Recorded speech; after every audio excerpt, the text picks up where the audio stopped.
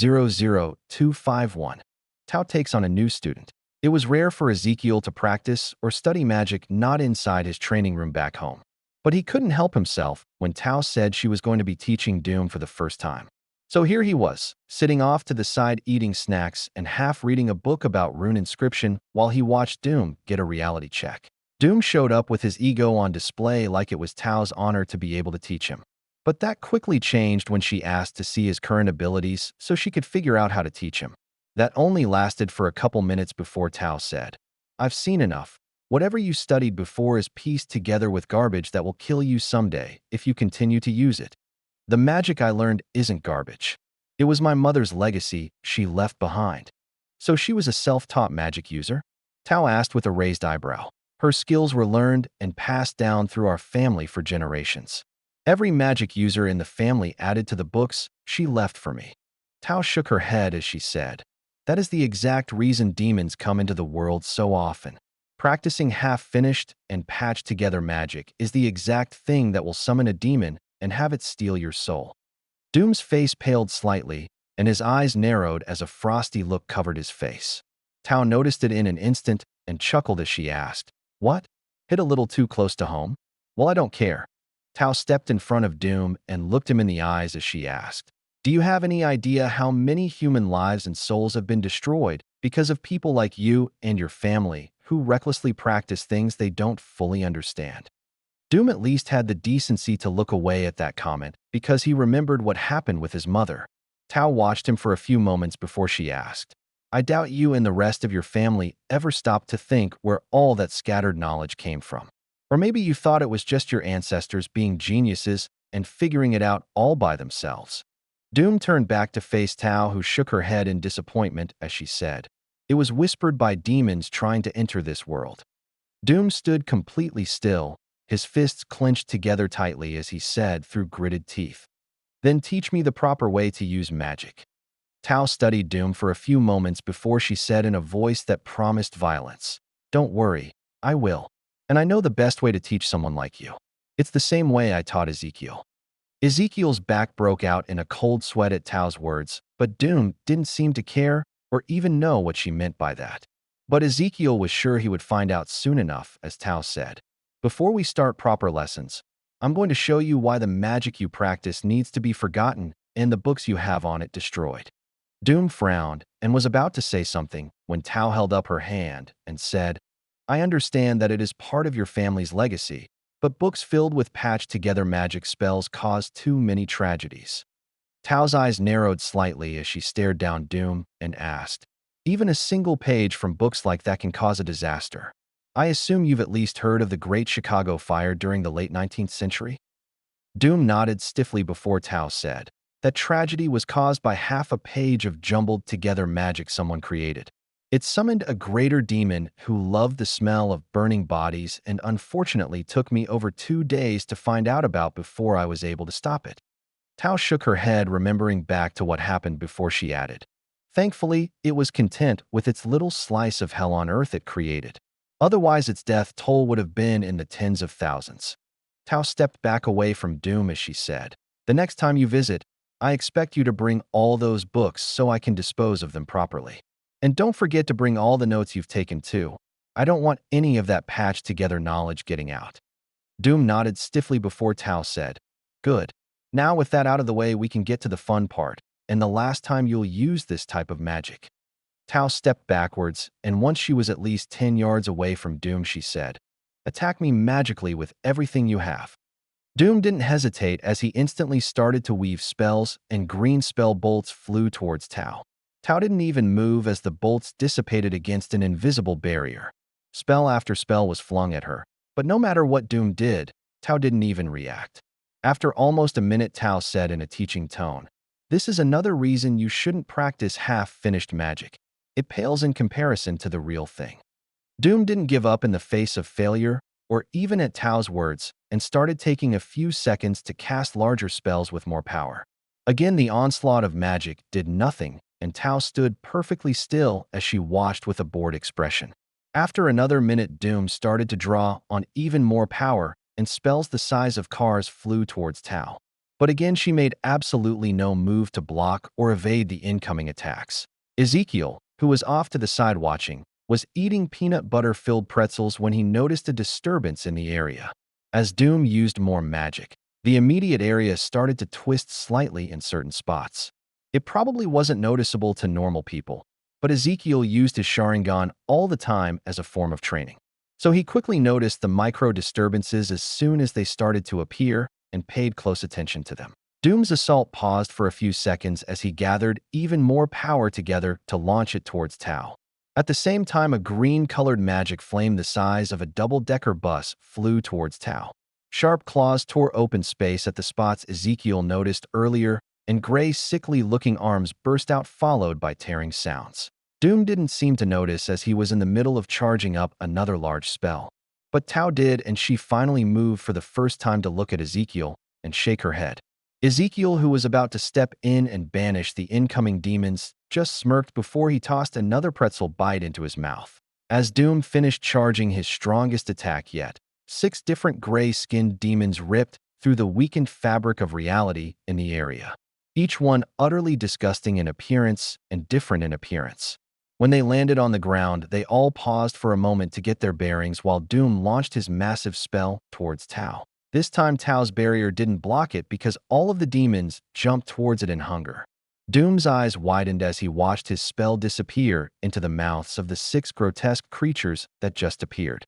Within moments, the massive spell was devoured, and each of the demons grew the bit bigger and more twisted in nature. Even though the demons were standing within touching distance of Tao, they completely ignored her.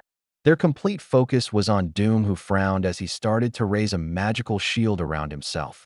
The demons all started to talk in a strange guttural language for a few moments before the largest one snarled and smacked the second largest one, which slammed it heavily into the ground. When none of the other demons protested again, a horrific-looking grin spread over its crooked face. It was only around 4 feet in height, but it stalked towards Doom like it towered above him. When the demon reached the glowing green shield Doom erected, it finally spoke in an inhuman voice that sounded worse than nails on a chalkboard. "Feed me with your power, human, and I won't devour your soul." Doom frowned as he glanced towards Tao, who smiled, while gesturing towards the demons like it wasn't her problem to solve. Doom also glanced towards Ezekiel as he prepared another defensive spell and found him calmly eating from a bag of popcorn with other snacks next to him. Doom's lips pressed together into a thin line as he focused back on the demon who was randomly poking the shield he created. Doom knew from how they ate his last spell he couldn't throw out his normal magic attacks at them. So instead, he started adding more defensive spells as he thought over all the magic spells he knew. As a third green magic barrier formed around Doom, the demon tapped on the first shield one last time before it shattered to pieces. As the pieces fell to the ground, the demon opened its mouth and a wind vortex formed and pulled all the fragments inside of it. The demon grew another inch before it let out a loud burp and rubbed its belly as it said, "Good. Feed me more of your power, pitiful human, or I'll make you watch as I eat you alive, starting with your feet, and then devour your soul, so I can torture it for all of eternity." "Fine, you want my power. I'll make you choke on it," Doom said in a serious tone before he conjured a new type of spell. It wasn't fully green but had hints of orange in it as it streaked towards the demon, which opened its mouth wide before it devoured the spell with ease. The demons flashed its crooked, ugly grin as it grew a few more inches before it snarled, "That's it. Feed me more." Doom frowned and threw out a few more different spells, but the demon ate them all and now stood almost 5 feet tall. The other demons, cowed by the first, luckily hadn't moved yet as they watched their leader with jealous-filled eyes grow even stronger. Seeing that his magic was useless and only made the thing stronger, Doom created another barrier around himself before he moved towards one of the weapon racks. The demon followed as it taunted, "You cannot run or hide, human. I know your scent and can follow you anywhere. Now keep feeding me before I grow impatient." Doom isn't a coward who needs to run and hide. Doom yelled as he grabbed a sword from the weapons rack and turned to attack the demon. The sword was made from special alloys, and while not designed specifically to harm demons, it still cut deep into its chest, leaving a gash that oozed a sickly, almost pus-colored blood. The demon screamed in agony as it clutched its wound before it swiped its free claw towards Doom. The attack landed on his shield and instantly broke it apart before the demon leaped at him. Doom's second and third barriers broke almost as fast, and he was forced to roll out of the way to dodge the demon's attack. Doom had rolled to his feet and landed another deep slash against the demon's back before he started casting a spell with his free hand. The demon swung a wild attack towards Doom as it turned around, but Doom easily sidestepped the attack and slashed again. His third attack landed across the demon's face and caused it to howl in pain before it charged at Doom. Doom didn't panic as he swung his sword down into the demon's head before he threw his prepared spell at its legs. As Doom's sword split the demon's head in half, the green-colored fire bolt slammed into its legs. Without the demon directly consuming the spell, it actually hit it for once. The only problem was it did absolutely no damage, but at least the demon collapsed to the ground a moment later since its brain was destroyed. Doom ripped his sword free from the demon's cleaved skull, panting slightly as he turned to look at the other demons. When none of the other demons attempted to move, and most even put on mocking smiles, Doom rolled forward just in time to miss getting his head ripped off. The larger demon was there, back on its feet, while its head slowly healed back together over its exposed brain. It glared at Doom with hate-filled eyes as it snarled, "I'm going to rip you to shreds." As the demon rushed towards Doom in a suicide charge, a thin orange wire shot out and wrapped around its body as Tao asked, "I believe you understand why you shouldn't use that magic anymore, correct?" Doom turned to find all the demons wrapped up in magic while Tao was still standing in the same spot, unmoved besides her head, which looked directly towards him. Doom slowly nodded before he said in a slightly reluctant tone, "I understand, Master." "Good," Tao said as a satisfied smile played across her face. 00252, I am Iron Man. Over the next month, Ezekiel went out of his way to join each training session Doom had with Tao. The first few weeks were Tao basically humbling the man as she broke him from his old habits. Afterwards, it got kind of boring, so Ezekiel decided to come back once Tao started sparring with Doom. The only downside to that would be, Tao would probably want to spar with him too. It was around mid-April when Ezekiel stopped showing up for the training sessions and focused on other stuff. Most projects didn't need his attention, but he still checked on them personally, like Kingpin's new building that was almost finished. It was built in a style similar to a lot of Korean buildings, with the first 3 floors dedicated to stores and office space. The rent was cheaper than most places, and it already had a contract in place with a supermarket chain for a 10-year lease. The contract also specified that building residents would be given a discount for shopping there. Besides the supermarket, there were a number of small businesses Kingpin found that signed leases, including a doctor's office, dentist, and electronics repair shop. As for the residents, with the lower rent for the whole building, Kingpin had no shortage of renters trying to get in. Ezekiel's next stop was the Vibe building that was finally being built. It was actually a massive complex that took up a few city blocks, and Adrian Toombs was doing a great job with it. He made the original deadline Ezekiel gave him and collected the promised bonus. The bonus was pretty substantial, and Adrian ended up giving all of his employees a $10,000 bonus for their help. Adrian and his company were already ahead of schedule for the project, but it would still take over a year before it was finished. The complex itself would be split between Vibe, Revival, and Ezekiel's other projects, including the research teams he sponsored, like the one run by Kurt Connors and the one Otto Octavius. Connors worked mostly out of the hidden medical facility for now, but the plan was to have him transfer to the new building when it was ready. As for Otto, he worked out of a new secure facility on Mars with a stupid amount of safety features. Half of them were science-based while the other half were magic or seal-based. Even though his project to create a miniature sun for unlimited energy was mostly safe, it was still in the experimental and testing phase, which caused Ezekiel to be extremely cautious. Once it was finally stable and deemed safe for use, Ezekiel would figure out what was necessary safety-wise and remove the extra. Ezekiel also made sure that his other projects, like the prison reforms, were going smoothly, as he secretly took over more prisons across the US. His other projects, like his credit card company and the insurance company, were also doing great.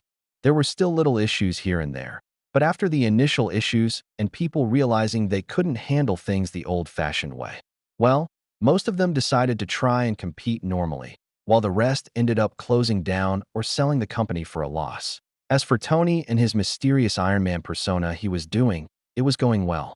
The past month he had seriously picked up the pace of his heroics. It was to the point he had Jarvis monitor for any type of thing he could help out with. So far he helped to end 5 hostage situations, 10 armed car chases, 3 building fires, 6 bank robberies, and a bunch of other small issues. That also didn't include him going to the middle of war zones and destroying weapons to stop conflicts. Needless to say, Tony, or his Iron Man persona, was all over the place lately, and everyone in the world was paying attention because he helped people all over the place. Even without a friendly portal to save time, Tony's suit could travel around the whole world in about an hour. It was stupid fast and only worked because Ezekiel helped out with seals and magic runes. Tony's ramped up his heroics because he's been wanting to finally tell the world he is Iron Man, but he wanted it to be dramatic fashion. Something that hasn't happened since his suit is so overpowered, nothing was really a challenge for him. It also didn't help that Ezekiel was more proactive against possible threats and helped stop them before they happened. While he would never outright kill someone if they hadn't actually done anything yet, he did try his best to steer them away from being evil like he did with Norman, Adrian, and Kingpin. Afterwards, he kept hidden surveillance on those people just as an insurance policy. People would call him paranoid if they knew, but Ezekiel didn't care. He knew how crazy this world was. May 3rd, 2009. It was an average Sunday in Southern California. Most people were out and about enjoying the weather while others were in church or at sporting events. It should have been a day like any other, but the San Andreas fault line near Palmdale started to act up, giving off minor tremors early in the morning before stopping. It wasn't until 6 hours later that the real issue started. A small earthquake with a magnitude of 3.1 happened around 9:30 a.m. before a large earthquake of 5.7 magnitude hit close to LA. It was followed only a few minutes later by a 7.4 magnitude earthquake that lasted almost a whole minute. The initial flood of calls after it happened actually brought down the emergency services phone line, and the greater area of Los Angeles was in chaos. Besides police and first responders, Tony in his suit was the first hero to arrive after he made sure Pepper and Morgan were all right. Jarvis was using cameras, cell phones, and other things to point Tony to the worst affected areas while he contacted Ezekiel. Ezekiel was at home with his family relaxing after lunch when Jarvis said through his phone, "Sorry to interrupt, but a major disaster just occurred and Tony could use your help." Theo's family turned to look at him as he pulled his phone out of his pocket to look at it while he asked, "What happened, Jarvis?" "A major earthquake in the greater Los Angeles area. Major building collapses along with sections of freeways. I've already confirmed over 100 dead and counting." Theo glanced at his phone for a few moments before he stood up from the couch and said, "I'll be home later for dinner." "Maybe. Jarvis, please contact the rapid response team I created for natural disasters and tell them I'll be there in 5 minutes." "What? I want to go help too," Millie said as she set down the book she was reading while Isaac nodded in agreement. Daniel shared a glance with Jacob before she said, "While I don't want them to get injured, they do have powers. They can help you out, and so can we." Theo smiled at his family as he said, "While you could use a hinge to disguise yourself, all of you are still learning to control your powers properly. There is a chance you could cause harm by accident when trying to help, and I won't allow that." Millie and Isaac pouted, while Daniel slowly nodded in agreement before Theo changed into Ezekiel and said, "Until you master your powers, don't even think about trying to play hero." A portal appeared and Ezekiel disappeared through it as Millie let out an annoyed huff. Ezekiel stopped by the Xavier Institute first, where he found Nightcrawler, Kitty, Logan, and a handful of other people gathering outside. Nightcrawler noticed him first and teleported in a cloud of smoke 20 feet to appear next to Ezekiel as he asked, "Did you call us because of the earthquake that's all over Vibe right now?" "Yeah, we are going to help with the rescue operations," Ezekiel said as he glanced over everyone before he added, "One stop over in Genosha, and then we will head there. Make sure you have your earpiece in so you can get direction from Jarvis, who will be coordinating our rescue efforts." Ezekiel created a portal to Genosha a moment later, and after everyone stepped through it, he opened a portal to LA for everyone. As the first group moved through the portal, Ezekiel stepped out of the portal room to find the rest of his team. Most of them were ninjas, but there were a handful of Valkyries along with Ava Starr, Gabby, Laura, Cecily, Magneto, and a few other metahumans with powers useful for search and rescue. Ezekiel waved them over as he said, "Over here." As the large group approached, Ezekiel loudly said, "Make sure you have your earpiece in so you can coordinate with the rest of the team." As everyone entered the room to use the portal, Ezekiel waited until he was the only one left before he walked through it. On the other side, his rescue team was already separating to get a base camp set up while others moved out to help, with Jarvis in their ear and Nightcrawler acting as a teleporter for the teams. The almost 200 people Ezekiel brought were quickly spread all over as they got to work. As the camp quickly took shape, a new portal opened up and Caecilius, Wong, Mordo, and a handful of other sorcerers stepped out. Ezekiel noticed them as he was in the process of pulling supplies out of a storage seal. When they approached, Ezekiel paused what he was doing and shook hands with Caecilius as he said, "This is unexpected, but thanks for coming. We figured you could use a hand. What do you need us to do?" Ezekiel quickly pulled out new earpieces and handed them out as he said, "Just listen to Jarvis. He will point you to wherever you are most needed." Nightcrawler appeared a moment later holding someone covered in blood as he said, "Medic." Tsunade, who was the closest, rushed over and started using medical ninjutsu as she said, "Follow me."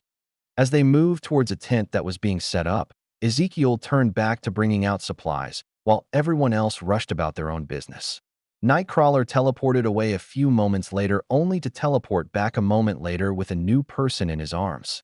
A few moments after that, a portal opened and Wong carried a person into the medical tent. Over the next 5 hours, it was disciplined chaos, as Jarvis moved everyone around with perfect precision. While Tony wasn't part of the main group, Jarvis made sure he worked with them after they arrived. Even though Ezekiel's group was small compared to the size of the disaster itself, with their powers and skill sets, they made short work of a lot of dangerous rescue operations. Ava and Kitty were paired up with Logan, Laura, and Gabby for search and rescue. With their noses and the girls' powers to phase through anything, they made short work pulling people from collapsed buildings. Magneto also helped out majorly by moving large chunks of debris out of the way to rescue people. But once most of the easy ones were resolved, he started cleaning up the freeways that collapsed and moving them out of the way to empty land. The rescue effort lasted until almost 8 p.m. when Ezekiel's team couldn't find anyone else trapped under rubble. They still helped out and kept looking till early the next morning, but with all of their powers, they didn't find anyone else. They started to rotate out after that to rest and help with the major cleanup, which took about a week. There were still a ton of buildings and other structures that needed to be removed and rebuilt. But the city's infrastructure was in working order when Ezekiel and his team left. There was a lot of news coverage about Ezekiel and his team helping out, along with detractors spewing hate about them. But overall, the reception was great, and Tony finally gained his chance to come out of the hero closet, as it were. It was near the end of the first 24 hours after the disaster happened, and they were in cleanup mode at that point when some reporters approached Tony in his suit. Tony was resting in the base camp as he talked with Ezekiel when it happened. The group of reporters and their camera crew approached before one of them asked, "Ezekiel, would we be able to ask you a couple questions?" "Sure, Dash," was all Ezekiel could say before everyone asked questions at once. "Stop, one question at a time," Ezekiel said before he pointed at one person and said, "You first." The man pointed towards Tony as he asked, "This robot has been seen all over the world recently. Is it your creation?" "I'll handle this," Tony said in a modulated voice as he stepped forward slightly. Everyone focused on him before his suit opened up from behind, and Tony stepped out dressed in a t-shirt and gym shorts. Everyone froze in place as Tony reached over to grab a water and protein bar before they all exploded with questions. Tony waved for them to stop as he took a bite of his bar before he pointed at a woman and asked, "You, go first." "Mr. Stark, people have been calling this robot machine Iron Man. Is that what it's officially called, or is it named something else?" "To be precise, I am Iron Man, and this is just a suit I wear." 00253, a big step. The day after Tony came out to the world as Iron Man, he finally surpassed Nightcrawler on Vibe. The difference wasn't massive, only around 50,000 more followers. But he was ecstatic, while governments around the world panicked about the possibility of Tony making suits for the US military. It wasn't just governments, though, as organizations like SHIELD, Hydra, and others were now scrambling to get any information they could about the suit. while Theo didn't have electric surveillance fully embedded into most of Hydra. He had it around a lot of the main leaders in S.H.I.E.L.D. and easily obtained information from them. As of now, they were using S.H.I.E.L.D. and the US military as a way to obtain a suit created by Tony. If that didn't work, they planned to use governmental means to try and succeed. But if those failed, they were already making plans to obtain it through force. As for Tony, he didn't care about any of that and used his increased fame to announce Stark Expo. It was scheduled to start at the beginning of next year and would run for the entire year. Each month would feature new exhibitions and events, along with a carnival and other attractions. Tony already talked Ezekiel into sponsoring a Vibe booth for the whole year. Ezekiel agreed, but only with the stipulation that he was able to add a ride attraction too. Tony had no reason to refuse, and when he heard Ezekiel's idea for something similar to Mario Kart using go-karts. While Tony didn't just agree, he wanted to help design and test everything. While the concept Ezekiel had in mind couldn't be fully realized because of technology limitations. Mainly, Tony hadn't figured out how to make nanotechnology yet. They were still in the idea phase of the design, but they'd already figured out a way for the combat system to work.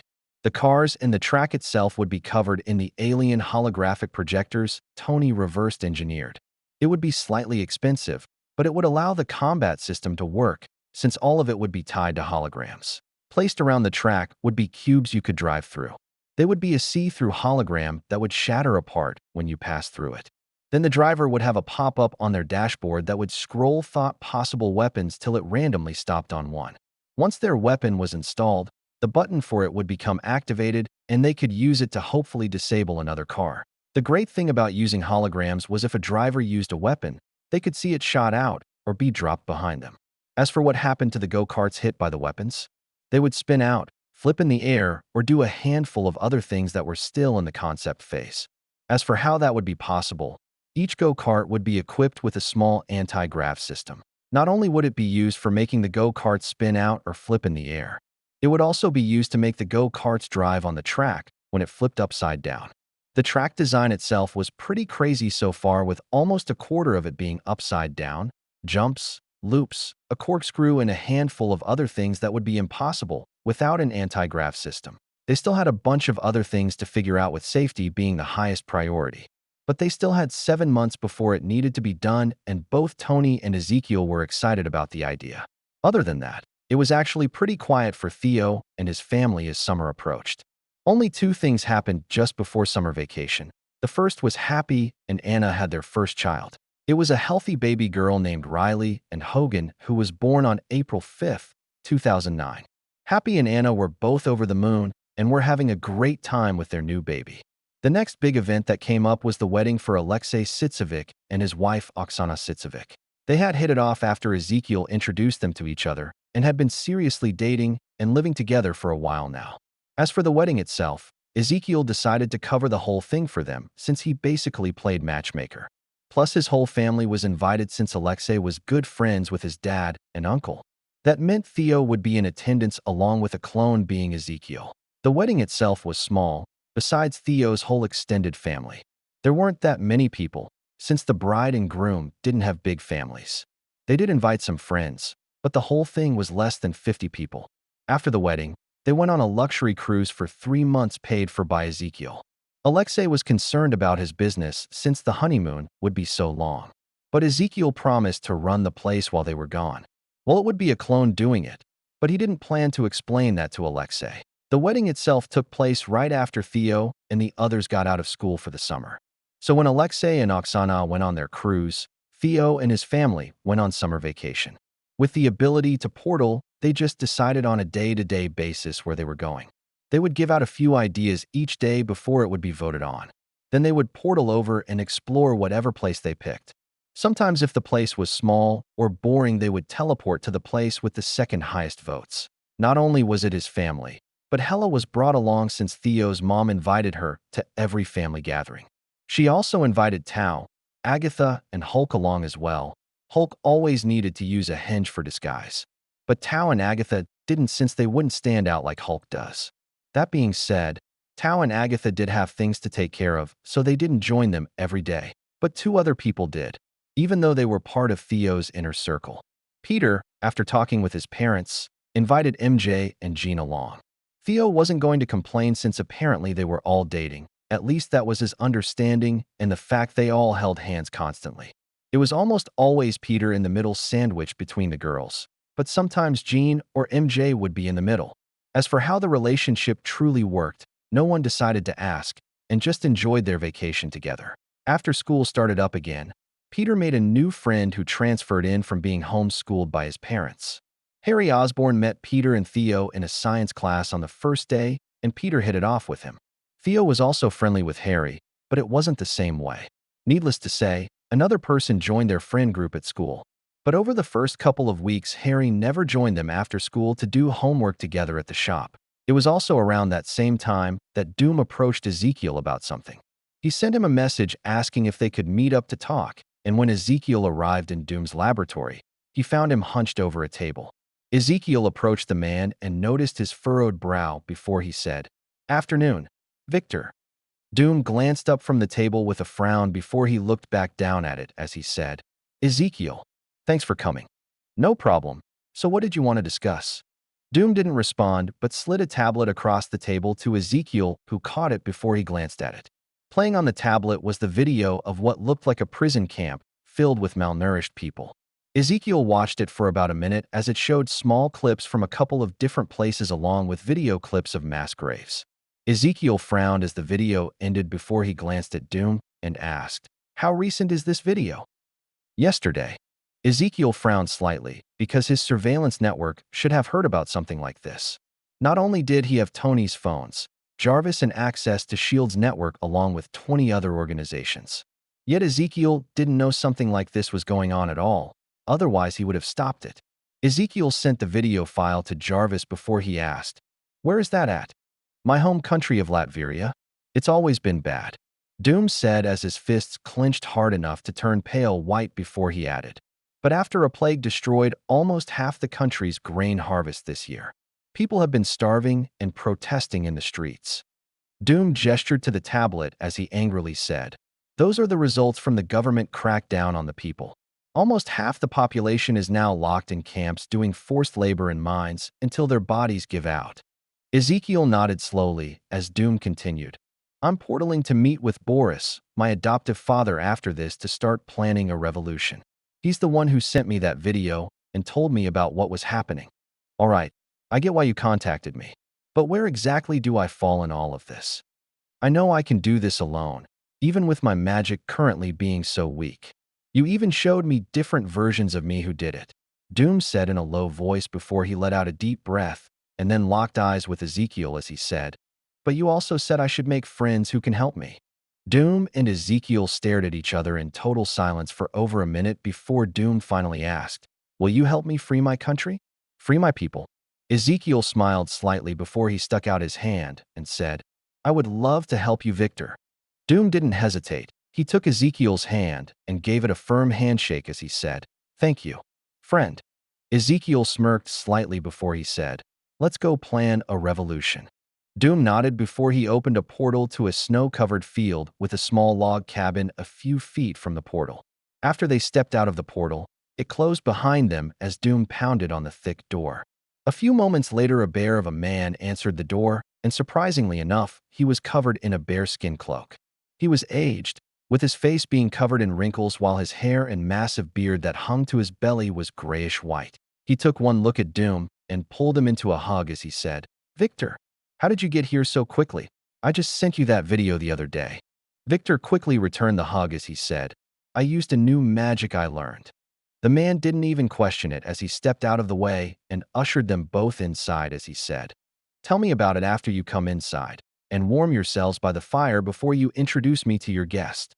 Once inside the cozy cabin, Doom gestured towards Ezekiel and said, "Boris, this is my friend Ezekiel.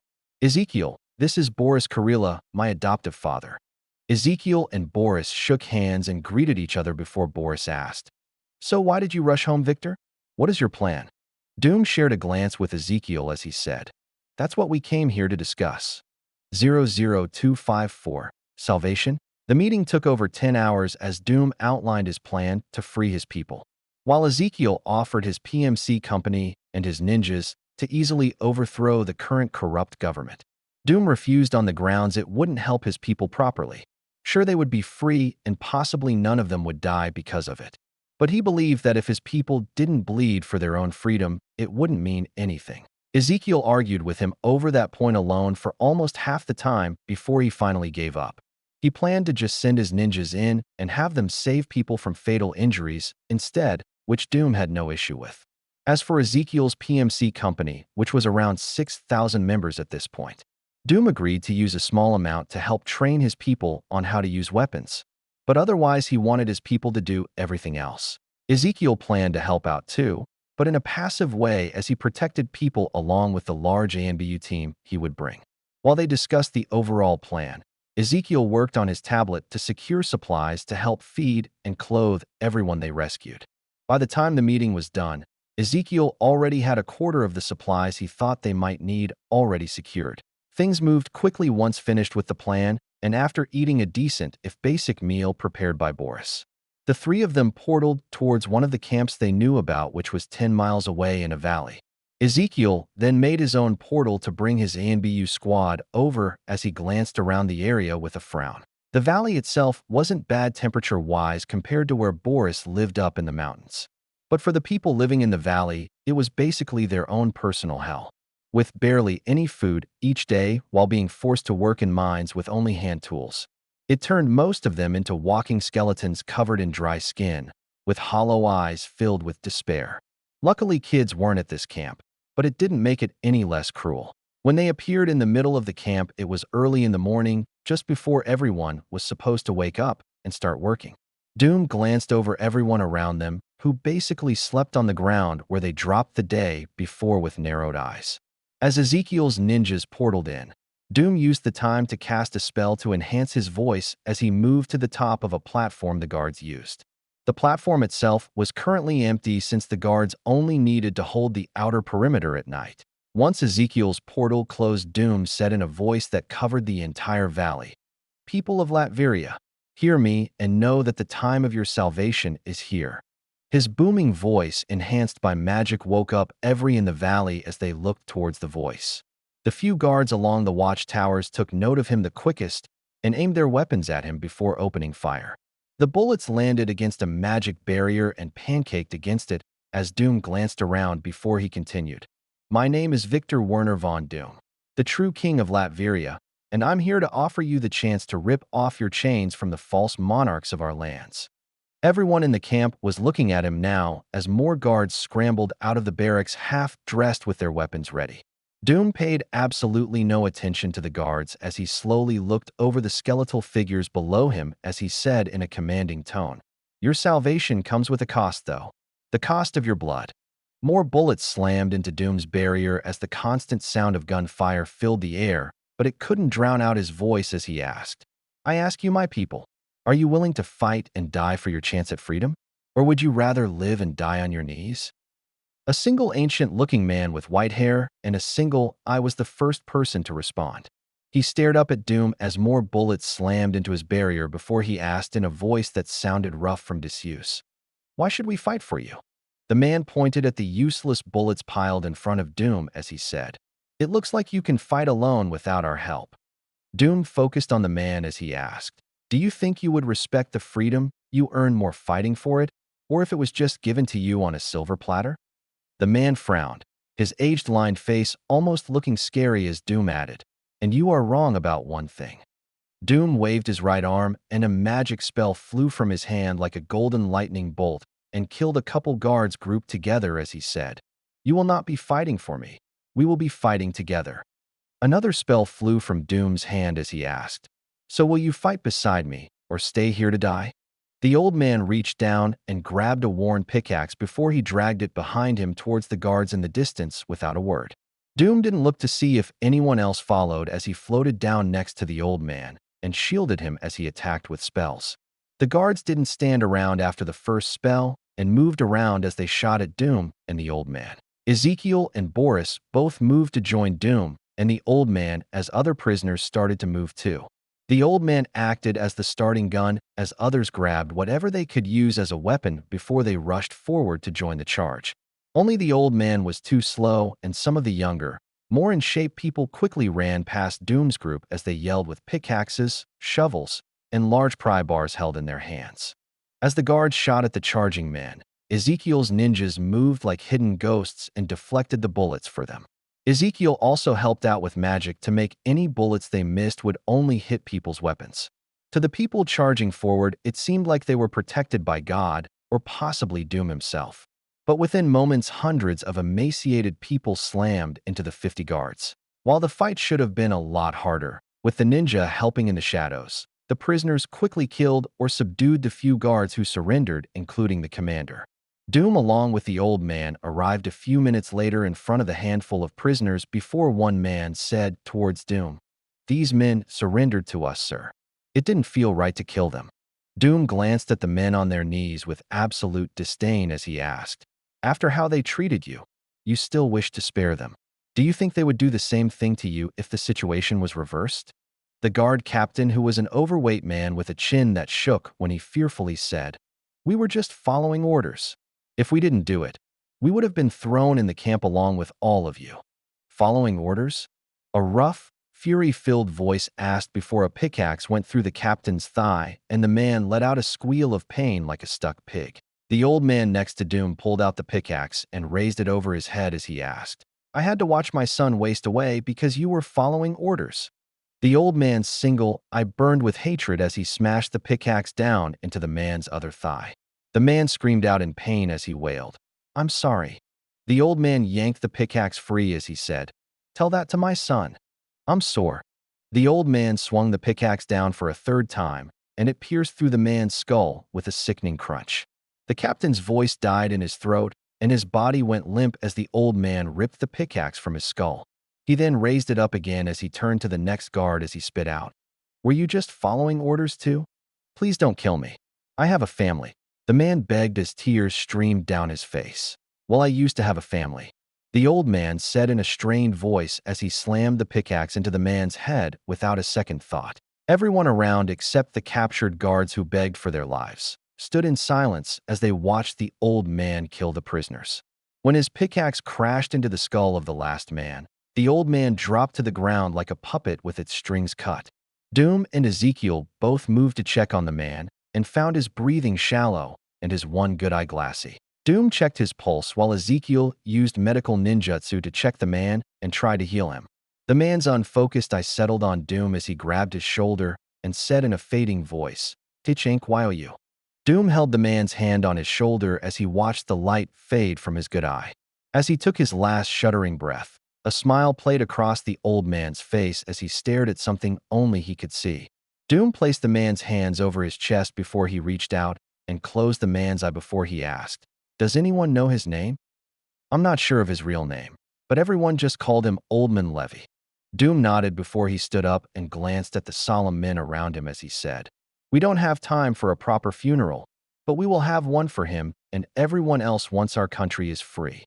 Ezekiel quietly sealed the old man's body away as Doom said, "For now, rest, and you will be properly fed as you are checked over by a medical team." A portal opened up and out poured more ninjas who all knew medical ninjutsu along with others who were carrying supplies. A temporary base was quickly set up and everyone was fed small amounts of calorie-dense food. Over the next few hours, everyone was fed, checked over, and healed if possible. Most of them were just malnourished, but some of them also had injuries from the mines that needed to be healed. Once the group was settled and being looked after, Doom set his sights on the next target, which was another camp, but it was filled with women and children. It wasn't far away, and Doom was using Ezekiel's tablet to view the surveillance his ninjas took when they scouted the place an hour ago.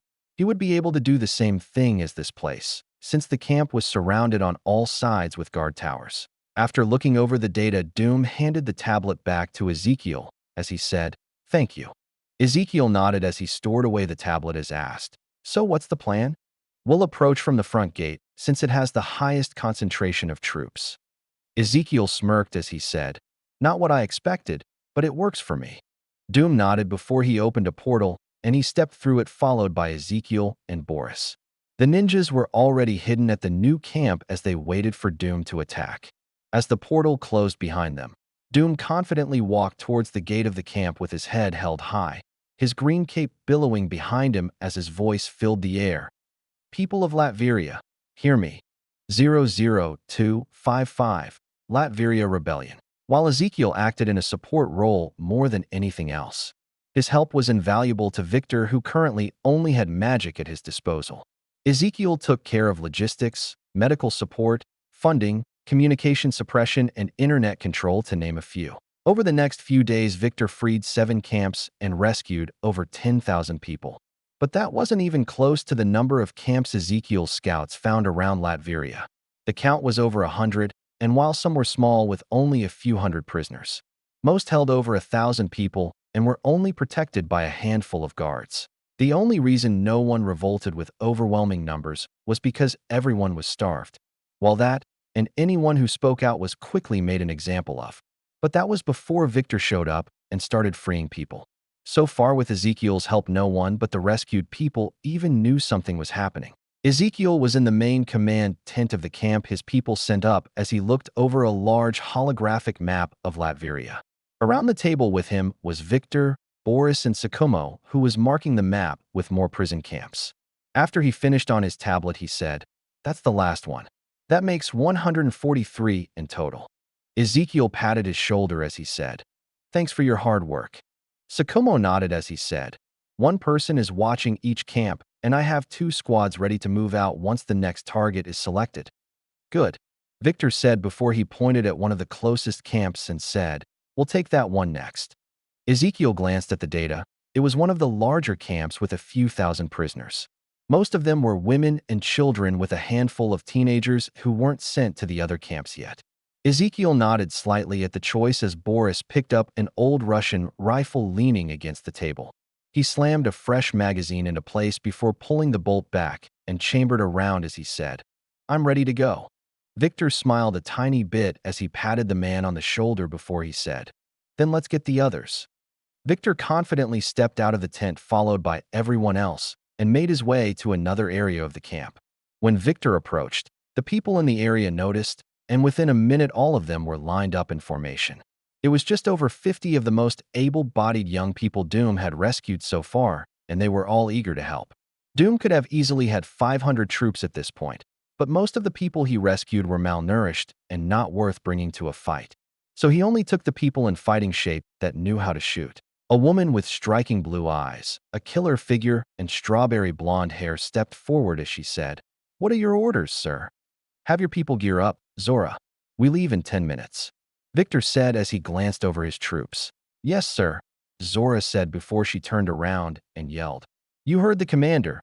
I expect all of you back here and ready in 5 minutes." All the people moved towards some tents to collect their gear as Zora did the same thing. Since Ezekiel had access to pretty much anything he wanted, he provided Victor with top-of-the-line military gear.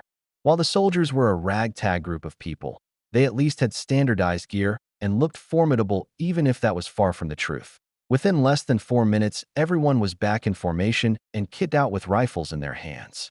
Zora stepped forward once everyone was ready and said, "We await your orders, sir." Victor raised his arm and made a large portal behind him before he turned and walked through it without a word. Everyone else quickly followed him through the portal, and as the troops spread out, Doom's voice covered the area. "People of Latvia, I've come to free you from the oppression of the Fortunov family." The people in the camp looked around in confusion, while some of the guards quickly spotted Doom and his group as he continued. "For too long we have all suffered under their boots."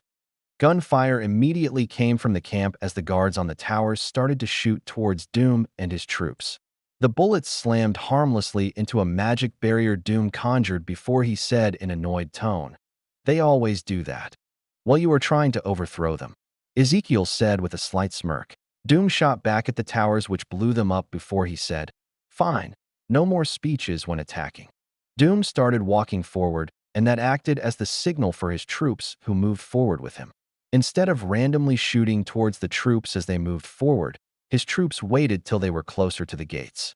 As for the incoming bullets, they were all protected by Doom's barrier, and once they were only 100 feet away, Zora yelled out, "Take aim."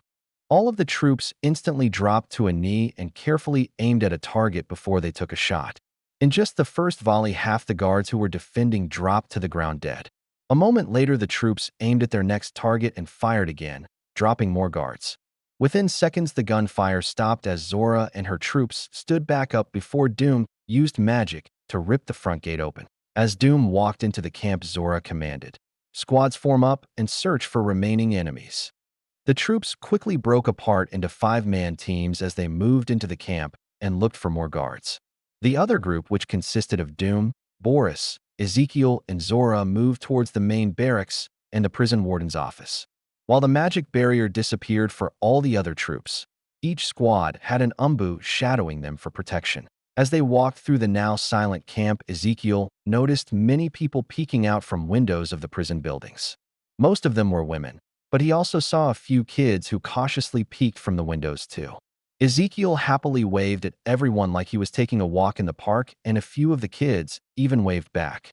Ezekiel chuckled at the interaction before a scream rang out in the distance. Ezekiel's head whipped towards the direction of the scream to find a handful of guards who looked like officers. They each held a woman or child in front of them as a hostage with a gun aimed at their head. Ezekiel frowned slightly while his eyes focused on all of the men as he prepared to interfere if needed. Boris and Zora also held their guns a little tighter as they aimed at the guards, but Doom held his hand out to stand down before he stepped forward alone. As Doom approached the group, one of the guards yelled out in a trembling voice, "Stay back, don't come any closer or we'll kill them. Do it and you lose your shield." Doom said in a calm voice as he stopped in place while his fingers moved slowly and he started to quietly chant. The man who spoke pressed the barrel of his handgun against a young boy's head as he said, "Maybe, but we can easily get more if needed. Now call back your troops and let us leave or we kill one of our hostages." The man said as he nervously glanced towards the troops that he could see in the distance clearing buildings. Doom kept chanting, his lips barely moving as he prepared his spell, which made the guard impatient. The guard removed his gun from the boy's head and aimed it at Doom as he yelled, "Did you hear me? I told you to call back your troops." The man and the other guards were so focused on Doom and everyone else that they didn't notice the young boy as he slipped a knife from his sleeve. As the man was about to speak again, the boy turned in the man's grip and stabbed him in the groin. The guard let out a scream that sounded like it should have come from a woman as the boy repeatedly stabbed him between the legs. All of the other guards froze for a moment while the man dropped to the ground screaming as the boy jumped on top of him with the knife. It was like a starting gun was fired as the guards all moved at once, but unfortunately Doom finished his spell at the same time. While half the guards attempted to kill their hostages and the other half attempted to run, a green light shot from Doom and hit them. The spell locked all of them in place with paralysis and froze them in place as the last guard's cries rang out. Doom approached the group along with Boris, Zora, and Ezekiel not far behind as the last guard's voice faded in a wet, wheezing gurgle. Boris and Zora focused on freeing the other prisoners as Doom and Ezekiel stopped in front of the boy who was covered in blood and gore as he mindlessly stabbed the corpse underneath him. Doom reached out and grabbed the boy's wrist mid-stab, which caused the boy to turn and looked up at Doom with hollow eyes. Doom reached out and took the sharpened butter knife from the boy's hand before he tossed it aside and helped the boy up. He patted the boy firmly on the shoulder as he asked, "You did a good job. What's your name?" The boy looked at Doom with those same hollow, detached eyes as he said in a monotone voice, "Christophe Bernard." Doom's eyes widened the tiniest bit as he studied the blood-covered boy before he asked, "Where is your family?" Christophe's eyes filled with grief as he said in despair, "Dead. All of them are dead." Doom glanced at the corpse at their feet before he asked, "Was he responsible?" Anger flickered in Christophe's eyes for a moment before grief returned as he nodded slowly.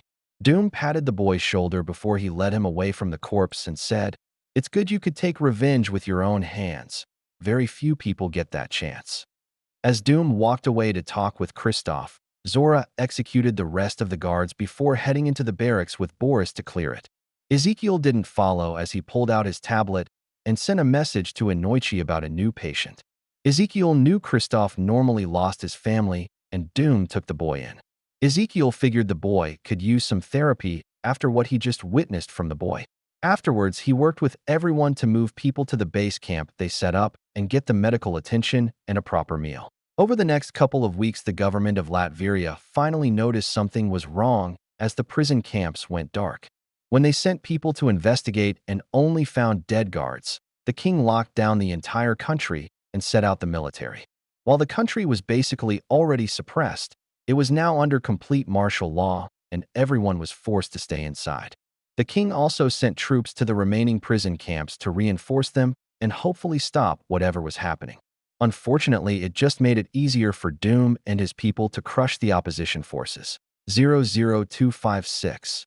Doom will always be. Ezekiel ended up spending a month of his summer vacation helping Doom in Latvia, while a clone hung out with his family half the time. Even with rushing to free everyone from the prison camps, it still took time, and they could only do around 5 a day. They wanted to do more, but Ezekiel didn't have the medical personnel to properly handle it. About 2 weeks into the campaign, the top government officials, including the king and his family, started to panic. It was probably because Ezekiel kidnapped everyone related to the Latvia government and brought them back to the country. The king's family members who were in the United States, along with all diplomatic representatives. Ezekiel planned ahead and made a public notice on behalf of Latvia. It was a basic statement that said they were recalling their countrymen and were closing their borders for the foreseeable future. It did cause a little stir with some news sources talking about it, and the fact no one could get information from inside Latvia. But Latvia was always considered a pretty closed-off country since the 1950s. In the end, normal people didn't care, and while some groups attempted to get information, Ezekiel had the entire border watched by cameras and monitored by Jarvis. Anytime a group of people tried to enter or leave the country, they were quickly caught. After an interrogation under Ninjutsu, they were set back to whoever set them or Latvia's capital. Some people got the message after the first time, but people like the Latvia leadership kept trying. Ezekiel needed to disable all of their airplanes at one point because they kept trying to use them to escape. He would catch them before they could get too far. It was just annoying to do. As for the overall campaign, by the middle of July, Doom had liberated all of the camps. He also had a force of over 1,000 healthy people who were fighting for him. He could have easily had more fighters, but a lot of people were still in bad shape and needed time to recover. So from the almost 100,000 people they rescued, only around 1% were healthy. After the last prison camp was raided, Doom used guerrilla tactics against the rest of the government forces. They also started taking prisoners since they were directly responsible for the camps. Ezekiel still interrogated all of them, and any soldier that worked closely with the camps was executed. Luckily, it was only a handful of people, since the camps were considered a secret and most people who interacted with them were already dead. By the first week of August, Doom finally planned to launch his last offensive. The main leadership had pulled back all its troops and fortified part of the capital as they tried to contact the outside world for help. Unfortunately for them, Ezekiel and Jarvis had their entire communications infrastructure locked down. As the king and everyone else in the government hid inside the capital, Doom was in his tent with his advisors planning. Sakumo moved some pieces on a holographic map as he said, "That is where the king and his family is located. His closest advisors are in that area there, and the other officials are located there. How many troops do they have? Almost 20,000, including 30 tanks, 50 artillery pieces, 10 motor emplacements, and over 100 pillboxes loaded with heavy machine guns," Sakumo said as he pulled up a new map layer that showed the entire military layout. "I won't be able to protect everyone from that much firepower," Doom said with a slight frown as he looked over the map. "I could go in with my men to soften them up." "No, you've already helped enough already. My people need to secure this victory themselves," Doom said as he shook his head slightly as he studied the map. After a few minutes, he pointed to a spot on the map as he said, "We'll attack here with a smaller force." As Ezekiel studied the location, Doom turned towards Zora as he said, "Select 150 troops and get them armed with RPGs. The ones who don't know how to use them should carry extra ammo." Zora gave a crisp salute as he said, "Yes, sir." After she left, Ezekiel pointed at the spot Doom marked for attack and asked, "That's the main hardpoint for them. Are you sure you want to charge into what would be a death sentence without magic? If we crush them there, the rest will surrender without a fight. And if they don't, then we crush them all without mercy," Doom said as he slammed a fist down on the table. Ezekiel shook his head slightly, but didn't comment on it as he used his tablet to send out messages to his ninjas. They were already in the capital, and now that they had a point of attack, he had them sweep that area of the city for civilians. Doom checked a few more things on the map and double-checked the enemy defenses before he said, "Let's go. Zora should be ready by now." Doom was right about Zora. Within 20 minutes, she already had everyone prepared with their new loadout. Only 50 people carried an RPG on their back with 3 rounds while everyone else had 5 rockets. With a total of 650 rockets, Doom's small liberation force packed a serious punch. Once everyone was ready, Doom made a portal to the capital city, blocks away from the military's fortified position on a side street. After everyone was through the portal, he started chanting as he created layer around layer of protective barriers. Ezekiel also added a couple of his own before Doom led his troops out onto the main street. Once they appeared, the enemies opened fire with machine guns and the tank's turrets aimed at them. Within seconds, a barrage of oppressive fire slammed against Doom's barriers to explode harmlessly. Doom confidently walked towards the rain of explosions as he said, "Zora, take out those tanks. Fireteam, prepare. I want at least 3 rockets per tank." The 50 people with RPGs all moved to the front, and someone loaded it for them as they kneeled and took aim. A moment later, 50 RPGs fired within a few seconds of each other. There were only 6 tanks at this defensive position, so almost all of them were hit with 5 or more rockets. While not all the rockets hit the tanks exactly, but definitely the area where the tanks were. A large cloud of dust and debris filled the air, and for a moment the enemy fire stopped as Zora shouted, "Reload." As the rocket team reloaded, Ezekiel stepped forward as he flashed through hand signs before he said, "Futon. De Tapa." A massive gust of wind erupted from his mouth that not only blew away the dust, but it also sent rocks and debris flying towards the enemy position. Once the area was clear again, Zora and her troops could see all the tanks were destroyed, so she commanded, "Aim for the heavy machine gun emplacements." All the soldiers shifted their aim before another 50 rockets slammed into the enemy defenses before Doom started walking forward again.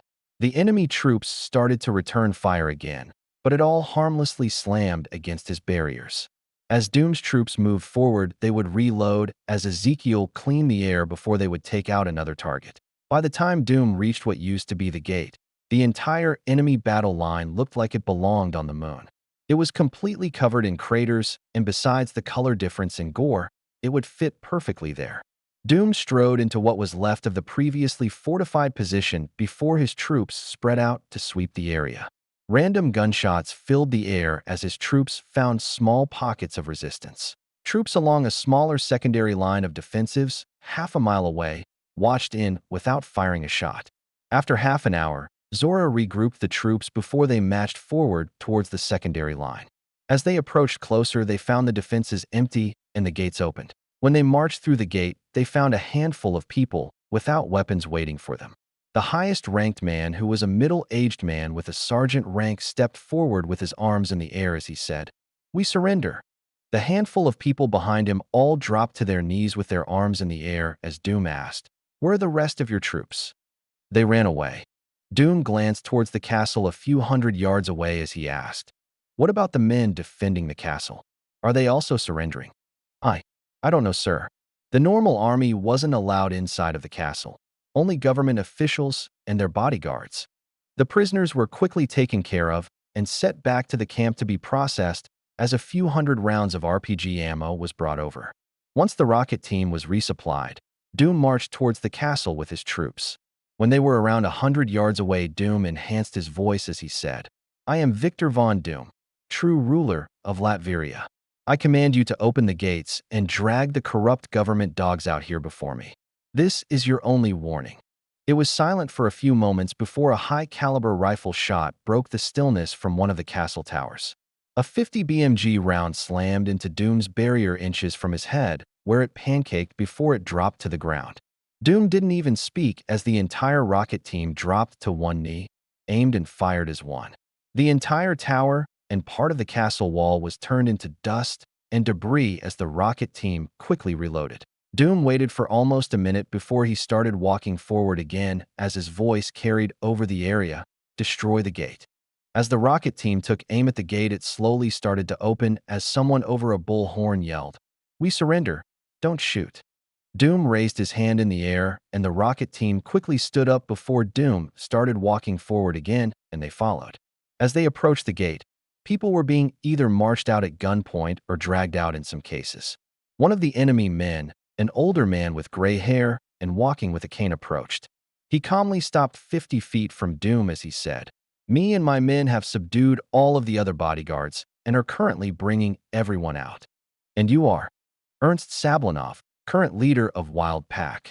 We were hired as bodyguards by the royal family earlier this year," Ernst said as he studied Doom before he added, "We are helping you with your enemy's surrender, and after the prisoners are transferred, I'd like to ask that my team be allowed to leave without incident. You can leave after you've been processed and proven innocent of crimes against the Latvia people." Ernst frowned slightly, and before he could speak up, Ezekiel said, "I'll vouch for him and his team." Doom glanced towards Ezekiel with a raised eyebrow along with Ernst before Ezekiel said, "One of my teams watched them the entire time. They had no idea what the government was really up to. If they did, they would have quit on the spot or possibly started the revolution themselves."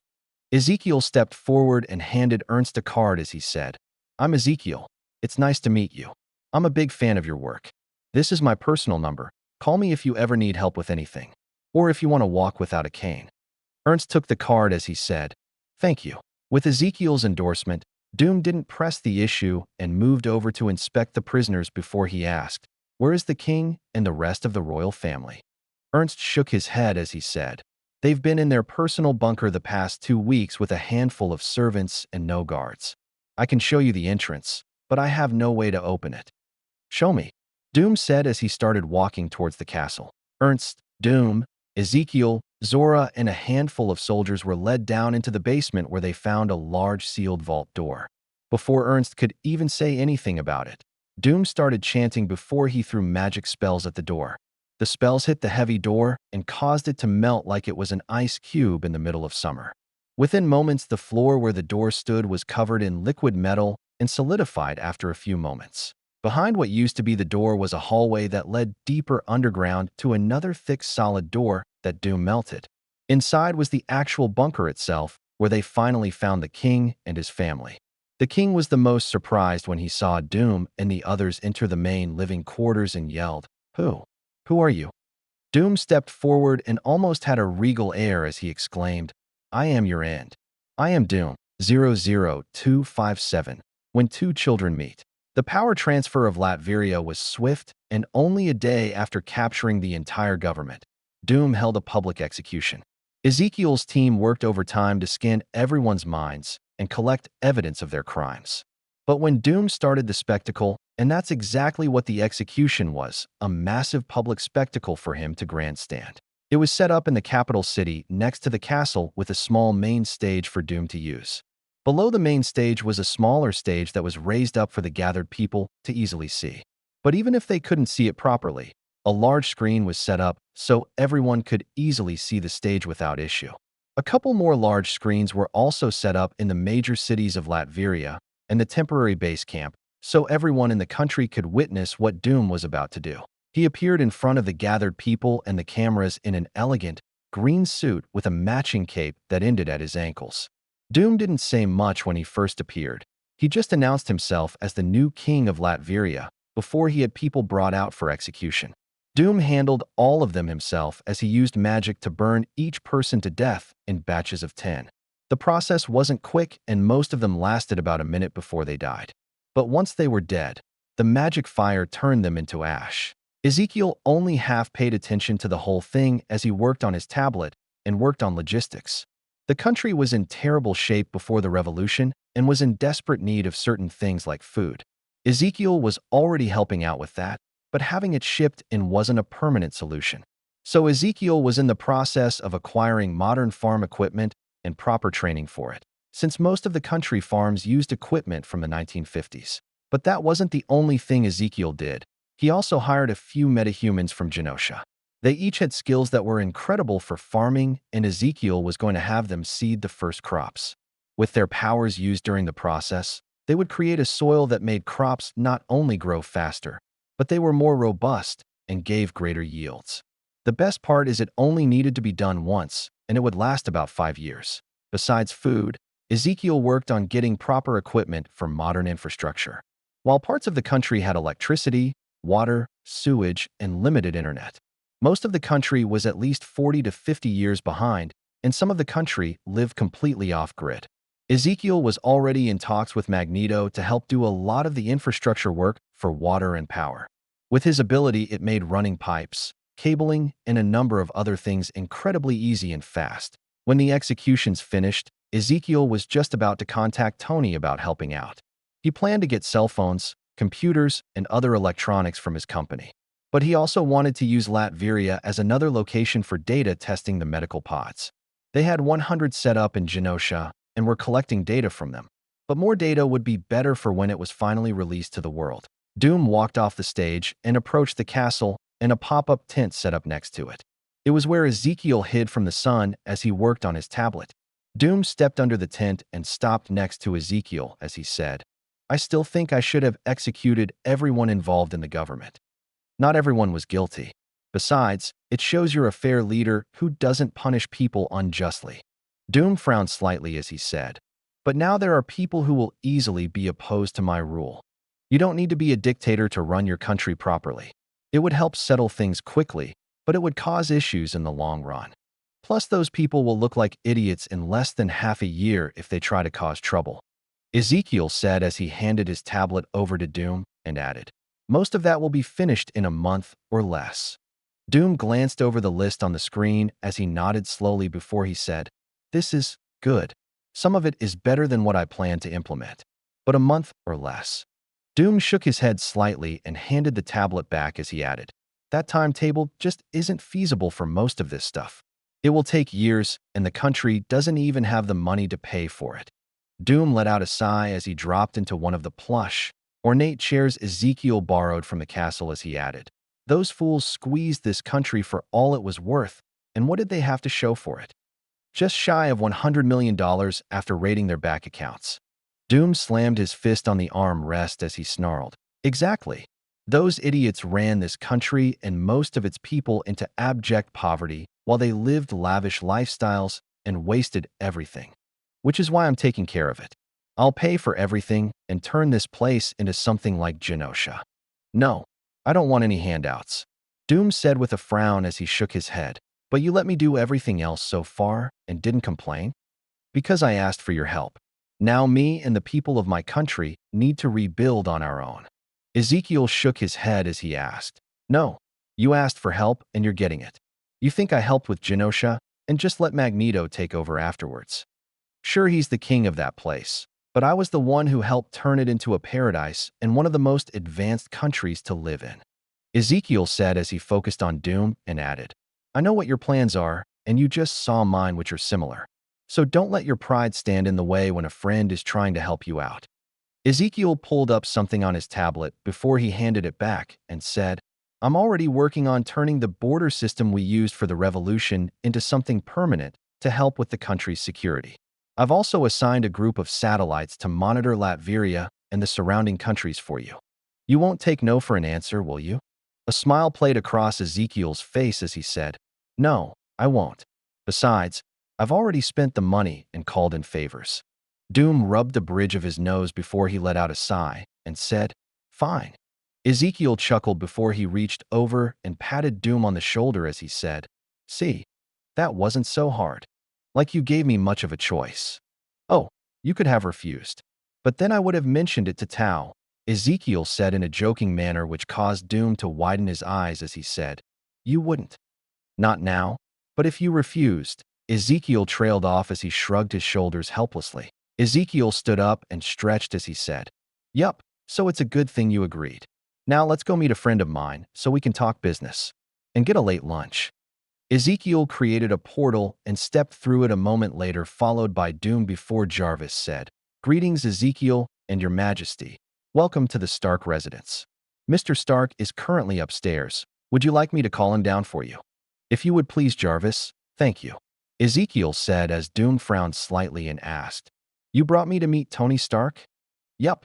Your country needs industry to make money, and Tony just so happens to be looking to expand part of his company and manufacturing into Europe.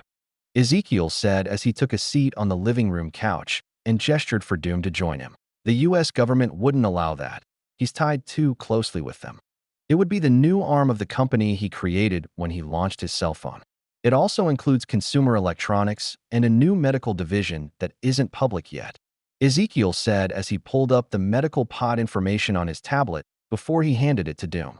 As Doom browsed over the data, Tony said from the bottom of the stairs, "We could launch the medical side already," but Ezekiel wanted proven data in real-world scenarios. Doom looked up from the tablet as Tony approached before he placed it down as he stood up.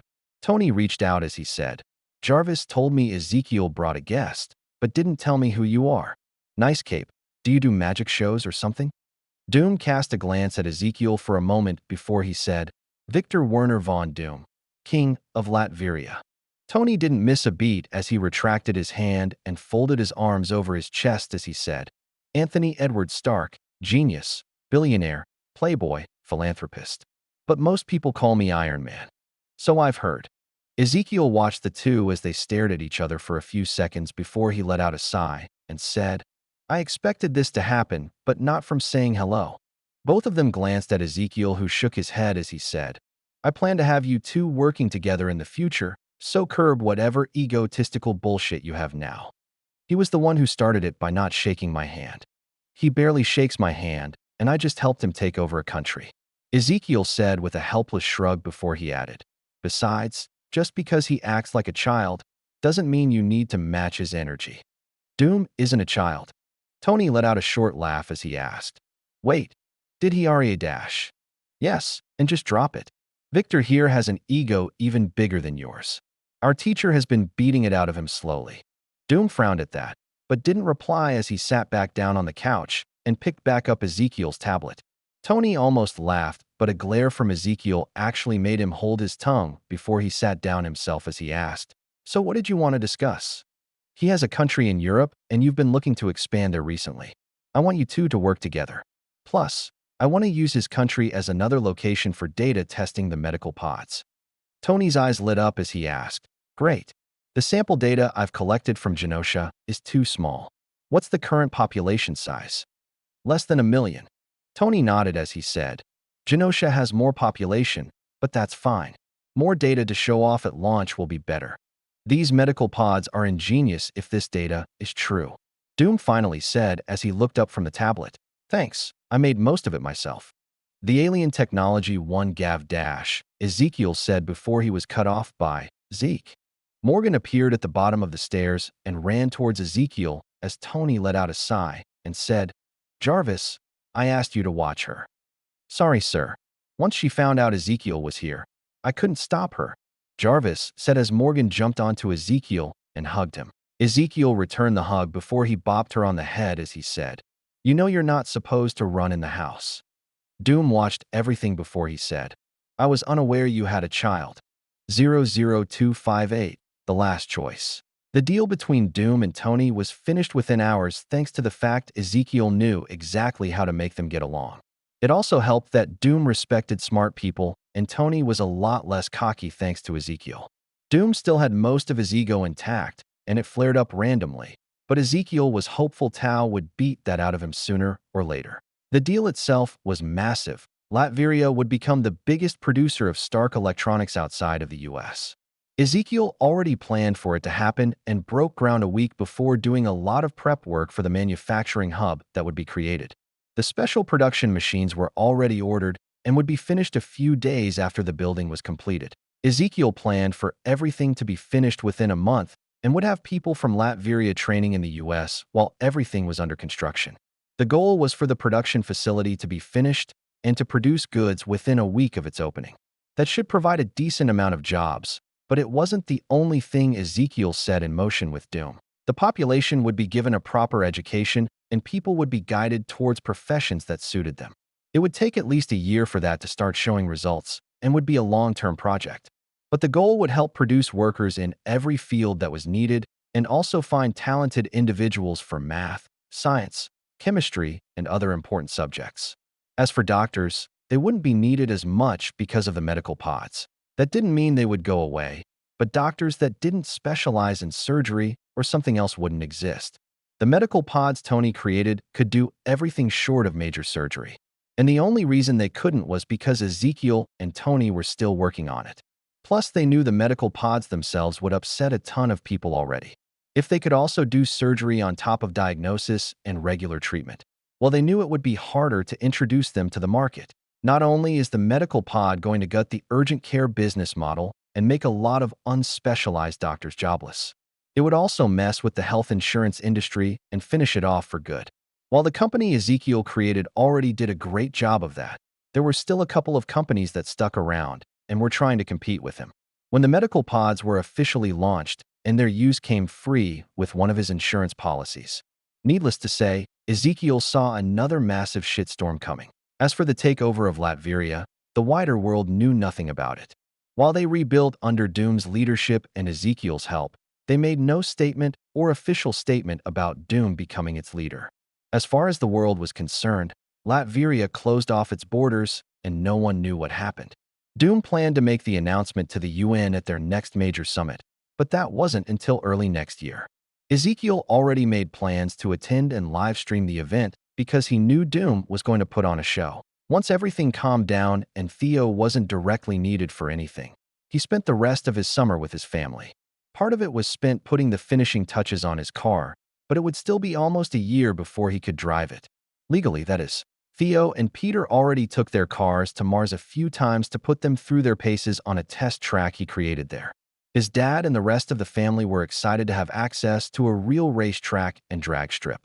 Well, everyone but his mom, but she was always overprotective. Even though she knew Theo and everyone else could be caught in a bomb blast and easily walk away. As for Theo's car, besides the final paint job, everything else was finished. Theo used runic magic on each piece to reinforce and protect it, so that it would basically last forever. The only thing he didn't protect was the glass, parts of the frame, and the body panels. It was mostly so if he was in an accident or someone keyed his car it would be affected, since he didn't want to stand out because he had a magical car that couldn't be harmed. Peter's car was enchanted the same way, but in testing lost to Theo's whenever they raced. That was mostly because Theo did a lot of modifications to his engine and with his custom frame, shaved off a few £100. As for colors, Peter was going with red since he really had a thing for that color. It was still a toss-up between a basic cherry or fire engine red, while Theo already settled on a midnight indigo purple. It was a 3-stage painting process that would make the car look different colors depending on the light and angle you looked at it from. About a week before school started back up, Theo was at the shop working on a customer's car. In the middle of installing the pistons into an engine block, his phone started to ring. Instead of trying to answer it with his grease-covered gloves, he asked, "Jarvis, who's calling me?" "Mr. Stark is." "Put him on speaker, please." A second later, Tony could be heard from his chest pocket of the busy sound of the shop. "Hey, you busy? What are you doing right now?" Theo changed his voice to Ezekiel's as he asked. "A little bit." "Why? What do you need?" "Need? I don't need anything. I just wanted to call and check up on you." "Don't bullshit me. You just saw me yesterday. Spit it out. What do you need?" Theo asked, and after a few seconds of silence, he said, "If you're not going to talk, I'll just hang up. Can you watch Morgan tonight?" "Why?" Tony let out a sigh before he said, "I forgot Pepper mentioned some event we needed to attend in a few hours, and Happy will be there with Anna. Rhodey is the only other person I could ask, but he's also busy." "So your last choice was me?" "It wouldn't be if you didn't feed her tons of candy and caffeine whenever you watched her," Tony said in an annoyed tone. "That's because I'm the cool uncle. Keep telling yourself that." "I will. I might even get it on a shirt," Ezekiel said in a joking tone before he added, "Why don't you ask Doom? He would probably watch Morgan for you." "What? No way. Why not? He might have an ego, but he's responsible and could easily watch her for a few hours." "No. Even if you vouch for the guy, I hardly know him and I won't trust Morgan to anyone I don't know personally and consider a friend." Ezekiel greased up another piston as he said, "They have stained do it. Obi, he might have a heart attack if I tell him I have a kid and ask him to babysit her at the same time. Besides, he's currently in Japan working on a trade deal." Ezekiel shook his head slightly as he said, "Fine, I get it. I'll pick her up in an hour." "Great. I knew I could count on you. Just don't feed her, Dash. Tony's voice cut off as Jarvis said, I took the liberty of hanging up the phone for you. Theo let out a chuckle before he said, thanks, and please text Hulk, Hela and Maya about babysitting Riri for tonight. Already sent. Maya agreed, but asked that you not feed her too much candy again. Fat chance. Well, I guess for Riri, but Morgan is totally getting as much as she wants. Theo said as he continued working and thought about what they would do tonight. Board games tended to be the default option, but they could also go to the amusement park in Genosha. About half an hour later, Theo cleaned up his work area and used a spell to clean himself up before he changed into Ezekiel and portaled to Tony's. He quickly grabbed Morgan and disappeared before Tony or Pepper could nag him about feeding Morgan whatever she wanted. Once they appeared at Hulk's house, Ezekiel picked up Riri and the two sisters started their normal routine. While the girls were busy, Hulk and Ezekiel started playing a fighting game together as they waited for Hela to show up. As the two of them were in a heated game of Smash, Hela showed up with dinner for everyone. It was just pizza and wings, but she also stopped by a store and picked up the girls' favorite treats along with ice cream. Ezekiel finished a combo and knocked Hulk's last guy off the platform before he jumped after him. As Hulk tried to jump back up and save himself, Ezekiel came in and the TV blared, Falcon Punch. Game. As the victory screen appeared, Hulk slammed his large gamepad with one hand as he said, You always cheat. I do not. You just suck at Smash and also pick bad matchups. Cheater. Hulk said with a pout as he crossed his arms over his chest. Says the guy who likes to unpause games when I have to answer the phone. Hulk, not cheater. Hela finished laying out everything on the kitchen table as she said, Don't start arguing about that again. Come eat dinner, and then we can play some board games. Ezekiel and Hulk ended up dropping the argument since it happened almost every time they played Smash.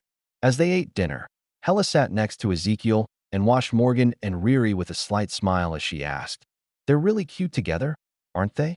Ezekiel glanced towards the sisters who were happily eating as they talked with each other before he said, Yeah, I'm surprised they get along so well. Hela studied Ezekiel with a glint in her eyes as he smiled slightly and watched the girls for a moment. When he turned towards Hela, she was no longer looking at him as he said, Honesty, I can't wait for Tony to meet Riri and find out he has another kid. What about Pepper? I doubt if she'll be that upset. She knows how Tony used to be. It's honestly surprising he only has the one with his track record. Hela nodded slightly before she said, It wasn't uncommon for a strong warrior to have more than one mate on Asgard. Tony might not be physically strong, but his suit is pretty impressive. He would qualify for that, right, since he created the suit himself. Ezekiel chuckled as he said, Don't tell that to Tony. He might get ideas of trying to move to Asgard. 00259. A meeting in nowhere. Nowhere. In the middle of an intersection between bars, clubs, casinos, and some red light buildings. A beam of golden, almost rainbow-colored light slammed down into the ground as a high-pitched harmonic sound filled the air, followed by a thump. When the light cleared, two people stood there for a moment before a blonde-haired man asked, We've already searched all over. Are you sure he can help us? It doesn't hurt to try every option, brother. The black-haired man said with a hint of mockery in his voice that the other man didn't catch. The blonde-haired man slapped the other man on the back affectionately as he said, That's a good point. Lead the way, brother. Loki shot a slight glare at Thor before they started walking towards a large building near the end of the street. It didn't look like much from the outside, and people gave the place a wide berth when they walked past it. The two men approached what passed for the front door before Loki pushed a button and waited. After a moment, a hologram of a woman's head appeared before she asked, How may I help you? Prince Loki and Thor of Asgard are here to speak with the collector. One moment, please. The woman said before the hologram disappeared, and a few moments later, a massive blast door opened. Thor and Loki stepped inside what could best be described as a one-of-a-kind museum. Thousands of displays were set up to hold one-of-a-kind items, creatures, and even people. Each one either the last one in existence or the last of their species. Before they even reached the first exhibit, a pink-skinned woman with pink hair and a white dress appeared with a smile on her face as she said, Please follow me. The collector will see you immediately. Thank you, Thor said enthusiastically with a smile as he moved to follow her. She led them through the building and countless glass displays before they stopped in what looked like a seating area. It was raised partly above a large exhibit that showed what looked like a self-contained ecosystem. Plants, animals, and other things were going about their lives inside of it without a care about anything else. Seated in front of some monitors that showed specific creatures inside the exhibit was a man in a fur-lined cap. Underneath that, he wore a mostly red-colored jumpsuit. Wild short-cut white hair covered his head. He continued watching the monitors as he asked, "Beautiful, isn't it?" Thor glanced at the exhibit as he said, "It's just some plants and animals." The collector's head snapped towards Thor as he asked in an almost manic way, "Just some plants and animals?" The man stood up, his eyes wild like his hair as he pointed at the exhibit and said, "That entire thing was ripped from a world that no longer exists. It's from a world Galactus consumed over 1,000 years ago. I guess that's a lit dashed." Thor started to say before Loki elbowed him in the stomach and added, "Very impressive. You'll have to excuse my brother. He doesn't appreciate most things unless it's a good fight." The collector smiled slightly as his eyes focused on Loki, and he asked, "So I've heard. Now what can I help you with, Princes of Asgard?" "We're looking for our older sister, but so far we've found no trace. She is the goddess of death and a fierce warrior without equal." Thor nodded as he added, "We've searched all over the 9 realms and found no trace of her. Every major battle or place filled with death and destruction has been a dead end. We were wondering if you possibly heard anything about her through your contacts." The collector rubbed his chin as he said, "I would have heard about someone like that if they were traveling around. Maybe they are in hiding." Thor shook his head as he said, "From everything we learned from our father, Hela isn't the type to hide." "Then are you sure she isn't dead?" "No, she is tied to Asgard with her powers. She cannot die unless Asgard is destroyed first. Even then, someone would have to be able to kill her afterwards." The collector reached out to the table next to where he was sitting and grabbed a glass of wine before he took a drink and said, "Unfortunately, I don't think I'll be able to help in your search. I won't know about her, unless she makes a noticeable move, and by that point I doubt if you would need my help to find her." "You don't have a contact that specializes in tracking?" "I do, but I don't think they'll be able to help you if she can already hide from Asgard's forces," the collector said as he reached into his pocket and pulled out a card before he added, "But I recently received this from a contact I work with sometimes." She said the man who gave it to her claimed he was a problem fixer. The collector handed the black card with purple lettering over to Loki as he said, "It sounds like you have a problem. Maybe he can help." Loki glanced at the card for a moment before he asked, "Mind if we make a call?" "Be my guest," the collector said as he gestured to the side of the seating area where a computer terminal sat between some chairs. Thor glanced at the card in his brother's hand as he followed him over and took a seat and said, "This is a waste of time. And running all over chasing random rumors wasn't." Loki asked as he took his own seat and pulled up the galactic net and started to dial. The collector had his wine glass refilled by his assistant as the call started to ring before a moment later an error popped up for no video, and someone said, "Hello. This is Loki, Prince of Asgard. Are you Ezekiel?" "Yup. What can I do for you?" "My brother and I wish to use your services. Would it be possible to meet?" "Sure," Ezekiel said before the line went dead as the call disconnected. Loki frowned slightly and was about to call back when a silver-colored portal ripped a hole through space and a black-haired man stepped out.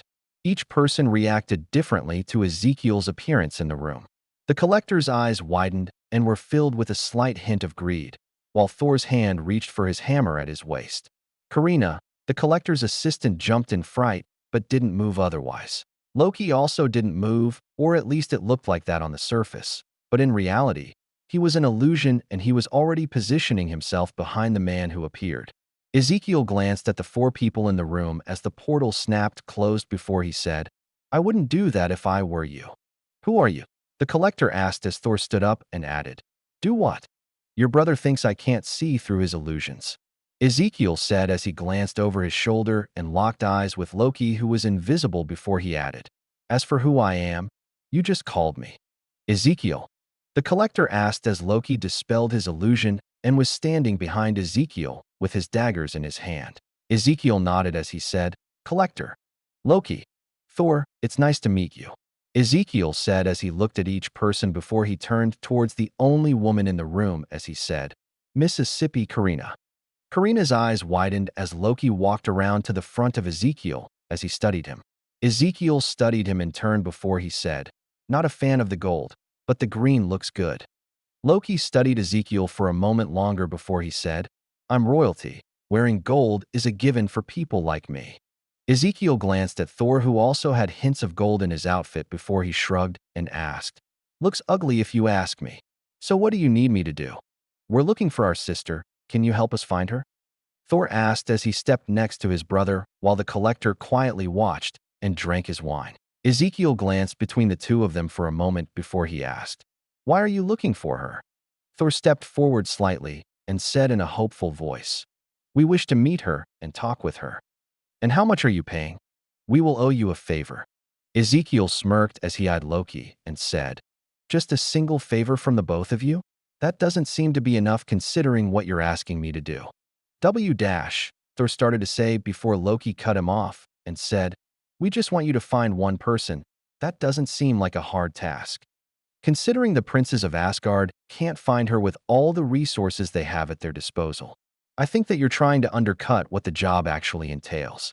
It will be a lot of work to track down a single person who can hide from Asgard. Then name your price." Loki shot a glare at Thor for speaking before he quickly added, "A reasonable price." Ezekiel pulled out a paper and pen from a storage seal before he used one of the tables nearby to write down a list. After a minute, he handed the paper to Thor as he said, "Get all of that for me, and I'll find Hela for you. I'll even start looking today as a sign of good faith." Thor looked over the list with a slight frown before Loki, who was also looking at it, said, "You can't be serious." Ezekiel shrugged as he said, "Some of that is needed if I want to draw her out. The rest is my payment. We will have it for you in a week at most." Thor said as he handed the paper over to Loki before he focused on Ezekiel and asked, "Are you sure that you'll be able to find her with that stuff?" "Oh yeah, 100%. But whether or not she wants to talk with you will be another story. I'll just get you in contact. Everything else is out of my hands." Thor nodded with a smile before his large hand came down on Ezekiel's shoulder as he said, "That is all we need, my friend. Friends, and we don't even properly know each other yet." "My brother is too easily trusting of people," Loki said in an annoyed tone while he rolled his eyes. "Which is surprising considering he has a brother like you." Ezekiel said in a joking tone as Loki's eyes narrowed. Thor burst into laughter and slapped Loki on the back as he said, "I like him. He already knows you so well, brother."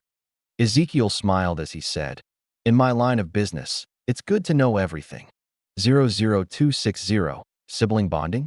Ezekiel was with Hela, who was currently dressed in her fighting outfit, which was basically a black and green bodysuit that hugged her body. While it didn't look like much on the outside, Ezekiel knew it was incredibly protective. Not only was it packed with an armor weave, it was also covered in protective runes and enchantments. It was so powerful that Ezekiel was positive it could easily withstand a nuclear blast, and Hela would be fine. Ezekiel focused on Hela as he asked for a final time, "Are you sure you want to do this?"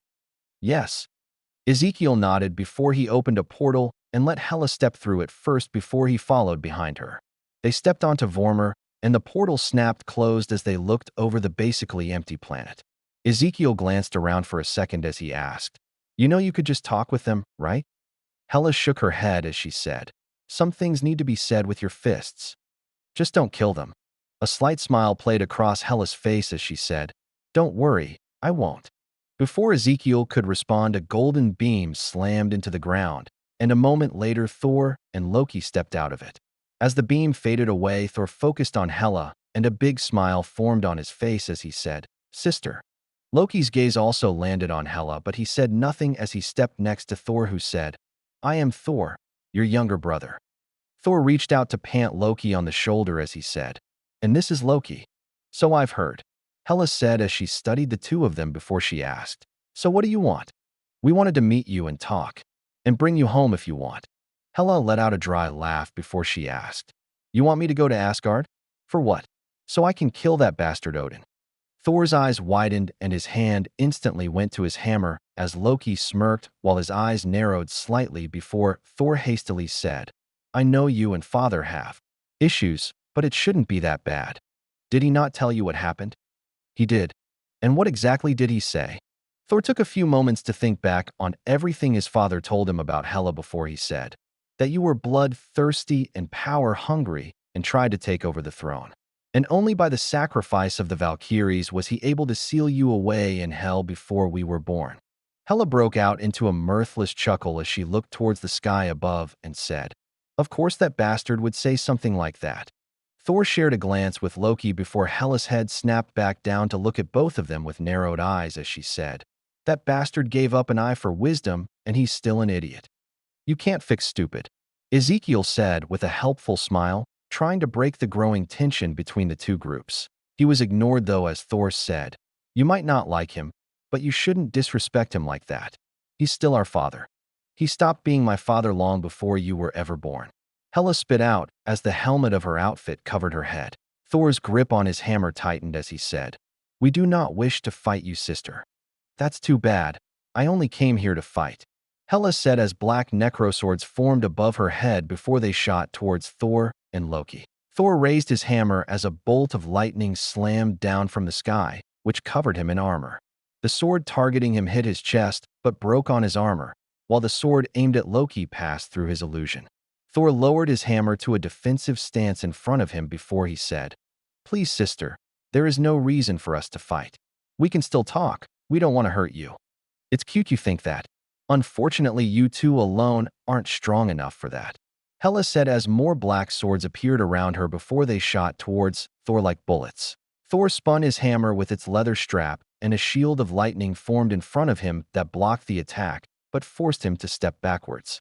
Loki's illusion, on the other hand, didn't dodge and pulled out daggers which he threw at Hela. The daggers didn't even reach Hela and were stopped by another batch of swords before they flew in a random direction. Loki appeared a moment later as he barely dodged the swords that covered the ground all around him.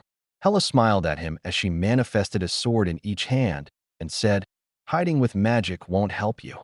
Another batch of swords flew towards both brothers, who both defended themselves before Thor's hammer flew towards Hela's chest as he yelled, "I don't want to fight you, sister, but you aren't giving me a choice." Hela slashed at the hammer and knocked it towards Loki, who barely dodged it as he threw more daggers at Hela and yelled, "Watch what you're doing, oaf." Thor charged towards Hela with his hand outstretched as he said, "Sorry." As Mjolnir flew back towards Thor, Hela turned towards it and slashed it with a sword that sent it into the ground. While it slammed into the ground, Hela attacked Thor with an overhead slash before she used her other sword to attack from below. Thor used the bracers on both arms to block each blow as he pointed one palm towards the ground. As Mjolnir flew out of the ground into his awaiting hand, Hela stepped forward and headbutted him in the nose as she kicked out behind her. Thor reeled backwards from the attack, while Loki was sent flying behind her. Before Thor could recover, Hela's swords became a blur of black as she ruthlessly attacked him. Thor was forced to retreat from the assault as Loki landed with a thud next to a recliner. As Loki stood up, he glanced at the weird piece of furniture to find Ezekiel seated in it with his feet up and a bowl of popcorn in his lap. Ezekiel gave Loki a friendly nod and pointed the bottle of root beer in his hand towards Thor and Hela as he said, "You might want to help him." "What about you? Why aren't you helping us? You paid me to find her so you could talk, not help fight her." "My job is already done," Ezekiel said with a shrug before he stuffed a handful of popcorn in his mouth. "Then I want to hire you to help us fight her." Ezekiel shook his head as he said, "No can do. I'm already under contract with Hela." "You're working for her?" Loki snarled as Thor was being easily pushed back with no way to really counterattack. "She hired me as transport. The contract doesn't end until I portal her off planet." Loki was about to respond when Thor yelled out, "What are you doing, brother? Come help me." Loki shot a glare at Ezekiel before he disappeared from view, and Ezekiel watched as he prepared a spell on his daggers to use against Hela. A moment later, he threw both of them in a high arc, and the two turned into 4, then 8, 16, 32, and just kept doubling. As they flew in an arc towards Hela and Thor, Loki yelled, "Fly." Thor didn't even question what it meant as he jumped backwards and threw his hammer upwards while he held the strap. Thor blasted into the sky as a massive swarm of daggers rained down towards Hela. Hela glanced towards the incoming threat before she threw her offhand sword towards them. Her sword basically copied Loki's daggers and doubled over and over again until they slammed into each other. The fallout from the clash caused daggers and swords to fly everywhere, and Ezekiel was forced to move by opening a portal underneath his chair.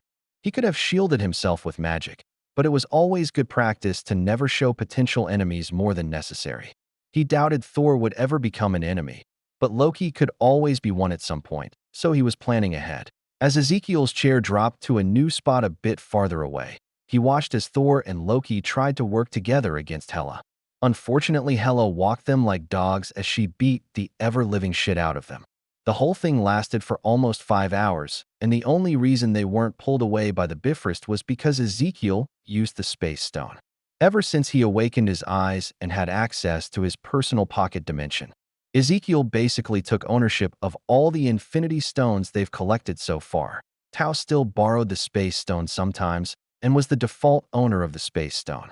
But Ezekiel had the Power Stone and Soul Stone sealed away in his pocket dimension that only he could access. There was always the possibility of someone gaining access to it somehow, but if even the Space Stone couldn't do it, well, he doubted anyone else would be able to do it. When both brothers were broken and bloody on the floor, but still breathing, Hela finally stopped attacking. The both of them were covered in blood, bruises, and looked like they were run over by a truck. Hela, on the other hand, looked completely fine, without even a single scratch on her armor. She stood over the two men who looked up at her with defeated eyes as they stared at the swords pointed at their necks. Thor looked like he wanted to talk, but his mouth was too swollen to even move properly, and Loki was even worse off with a broken jaw. Hela glanced down at the two of them for a few moments before the swords disappeared, and she said in a mocking tone, "You wanted to talk to me? Go ahead. Talk." Hela waited a few moments, and when neither brother was able to say anything, she cupped a hand over her ear and said, "Come on, speak up. I'm waiting." Again, neither were able to say a word or even had the energy to respond before Hela stared down at both of them and said, "You wanted to talk, to get to know me? Well, I just shared how I was trained by your lovely father. This is how I was trained since I learned how to walk. Days, weeks, months, countless years I was beaten into the ground like you are now. The bastard turned me into his perfect weapon and only acknowledged me as his daughter once he was finished." Hela spat with venom as her eyes narrowed on the brothers. She studied them both for a moment longer before she said, "Then he threw me away like trash the moment I was no longer useful and made me kill the closest people to me, so he could do it." Hela leaned down over the two brothers before she added, "When you see that bastard again, tell him he's only alive because I allow it." Hela stood back up and turned around as she said, "We're leaving." Ezekiel, who was close by, nodded and opened a portal which they disappeared through. The moment it closed, a beam of golden light slammed down next to Thor and Loki as Odin and an army of men swarmed out of it. But Hela was already gone, and they had no way to follow her. So Odin ordered his men to check on Thor and Loki before they disappeared, and the planet was left deserted again. 00261. The perfect gift? Life for Theo was mostly a blur over the next few months as he focused on hanging out with friends and family. He had numerous projects going at the same time, but at this point he used Jarvis as a project manager and even increased his processing power with alien technology as a form of compensation. It took a large load off of Theo and allowed him to relax slightly compared to before, as he needed to make less clones for certain things each day. Improving Jarvis also helped to speed up finding Hydra and other unsavory elements. While they weren't completely finished, they were now around an estimated 70% by Jarvis's calculations. Within the next year or so, they planned to finally launch an attack against Hydra and completely destroy them. As for other projects, Theo only had one he specifically cared about and had his medical researchers working full-time on. They even put the metahuman cure, which wasn't a cure, but gave them a way for metahumans to easily turn their powers on and off. That project was put on hold to work on Theo's custom project, so it would be finished by Christmas.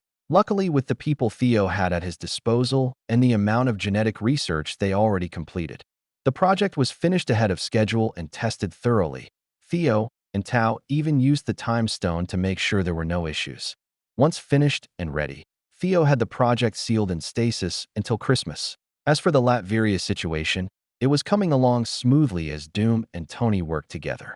They still clashed sometimes, but overall they seemed to be getting along.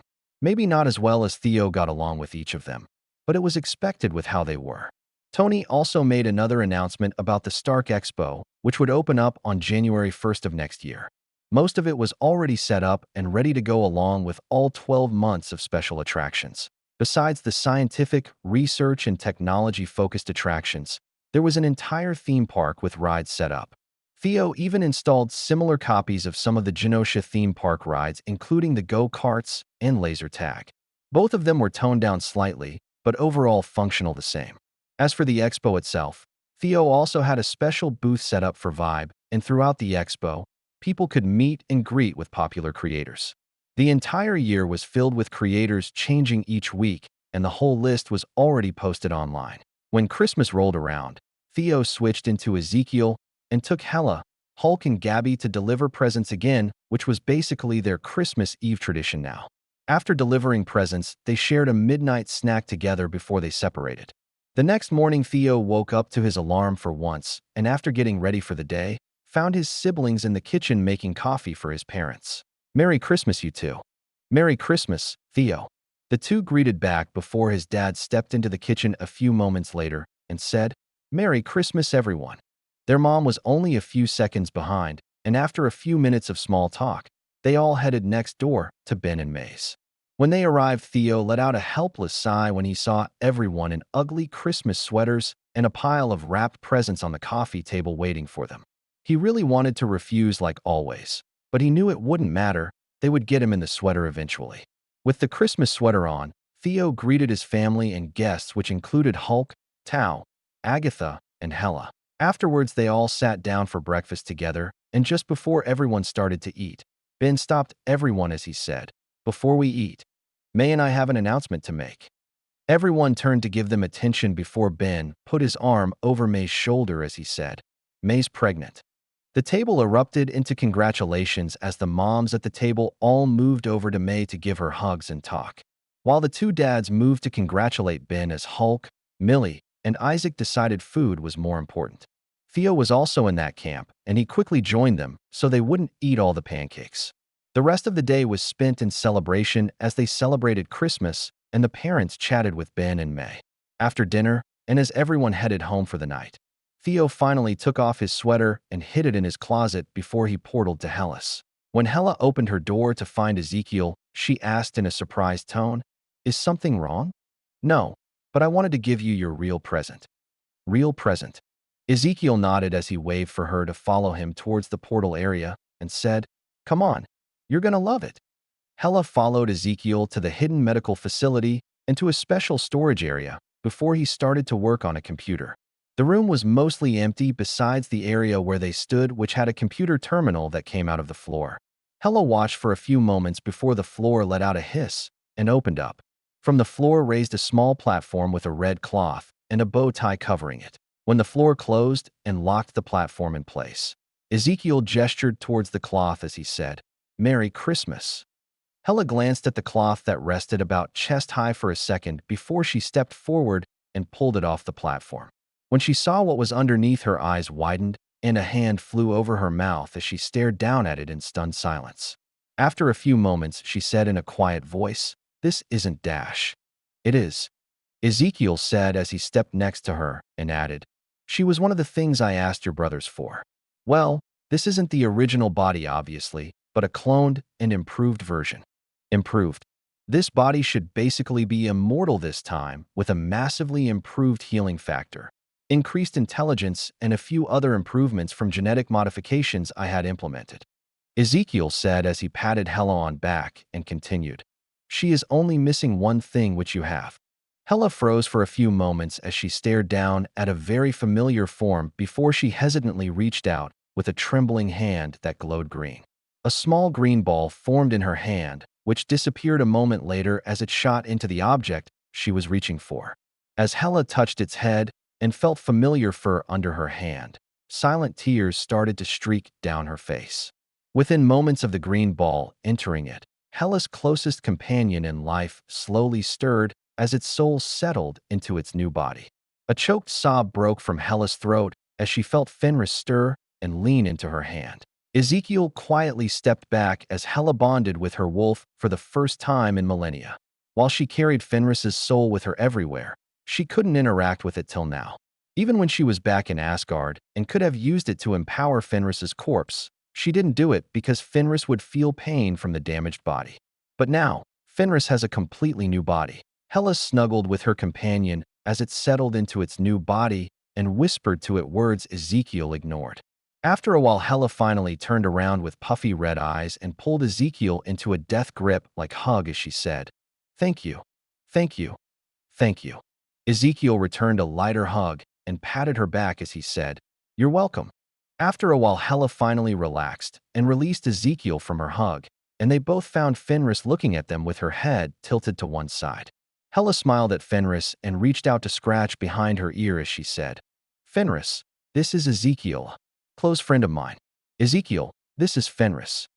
Ezekiel smiled at the wolf and waited while it jumped off the platform before it moved around him as it sniffed. After a lap around him, it stopped in front of him and looked at Hela, who smiled and reached out to rub her head as she said, "Good girl." Fenris leaned her head into Hela's hand as it closed its eyes as Ezekiel said, "This is her default size for now, but she can grow or shrink at will." Hela glanced down at Fenris, who was slightly bigger than a wolf, as she asked, "How big?" "Once she learns how to do it, she should be able to go from the size of a house cat to over double what her original size was." Hela moved her hand under Fenris's muzzle and scratched there as she said, "You hear that, girl? You can change size now." "Woof." Ezekiel smiled as he watched Hela and Fenris together again before he said, "Come on, I'll take you two home so you can catch up." Hela nodded before she raised her free hand up and quickly used a spell to fix her appearance. Once finished, she followed Ezekiel back to the teleportation room, where he took them back to Hela's home. Once there, Ezekiel walked her to her door, and after Fenris disappeared inside, Hela turned towards Ezekiel and said, "Thank you for this. As long as you're happy. More than you could ever know," Hela said before she pulled Ezekiel into another tight hug, which he returned. When Hela released Ezekiel from the hug, she reached up and grabbed him by the face before she pulled him close and kissed him hard on the lips. Ezekiel froze in place as Hela gave him a searing kiss before she let go, ran into her house, and slammed the door, which echoed throughout the hallway. Ezekiel stood in front of the door in stunned silence for almost a minute before someone said, "You okay? You're just standing there smiling like an idiot." Ezekiel turned to find Tao standing at her door looking at him before he said, "She kissed me." "Oh, yeah, you can deal with that yourself," Tao said before she closed her door and left Ezekiel alone again. 00262, New Year's Eve in December 31st, 2009, somewhere is Sokovia. Sporadic gunfire filled the darkening evening air as two groups fought in a forested area. A small group was outmatched by a much larger force, but the smaller group was more skilled and fought a running retreat. Even with their skill, the smaller team was slowly being worn down by the enemy numbers, and they'd already lost a couple members, which only made the fight harder. Over the sound of gunfire, a voice asked over comms, "Mag count."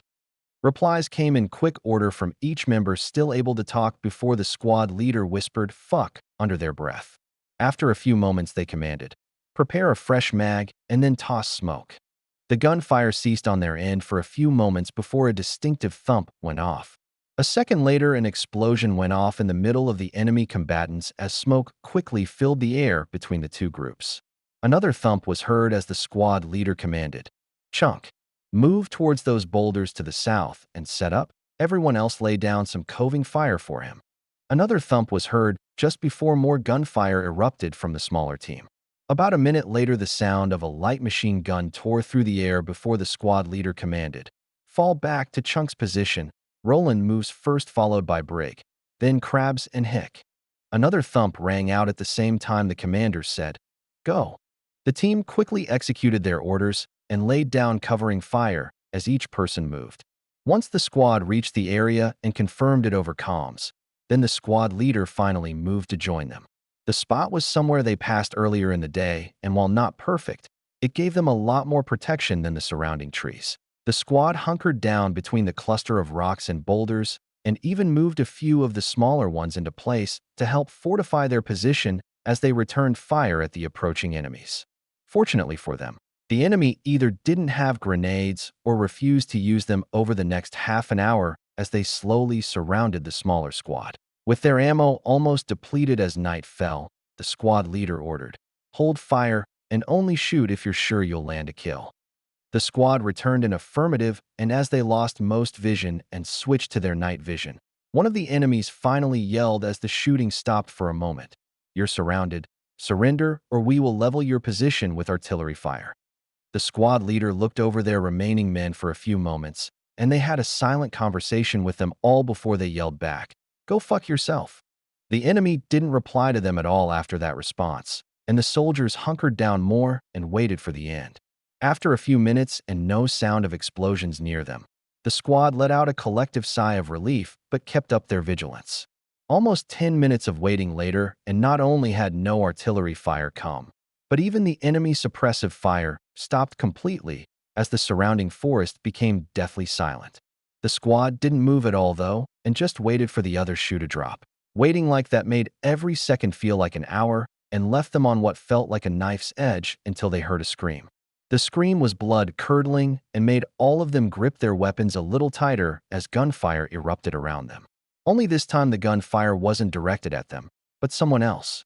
The new firefight didn't last long, and a minute after the gunfire ended, a new voice called out in a gravelly, New York accent, "Friendly stepping out. Don't shoot." A moment later, a man with both arms raised over his head and no visible weapons stepped out of the tree line as they asked, "Sergeant Walker, do you or your men need medical attention?" The squad leader cautiously peeked out from cover with her weapon aimed at the man as she asked, "Who are you and how did you find us?" "I'm Frank Castle, a team leader of Valhalla. We were in the area when we heard the fighting and came to investigate." Walker's eyes widened slightly at the name before they narrowed, and she asked, "How do you know my name?" "We found one of your squad members barely alive and managed to stabilize him. He gave us your name."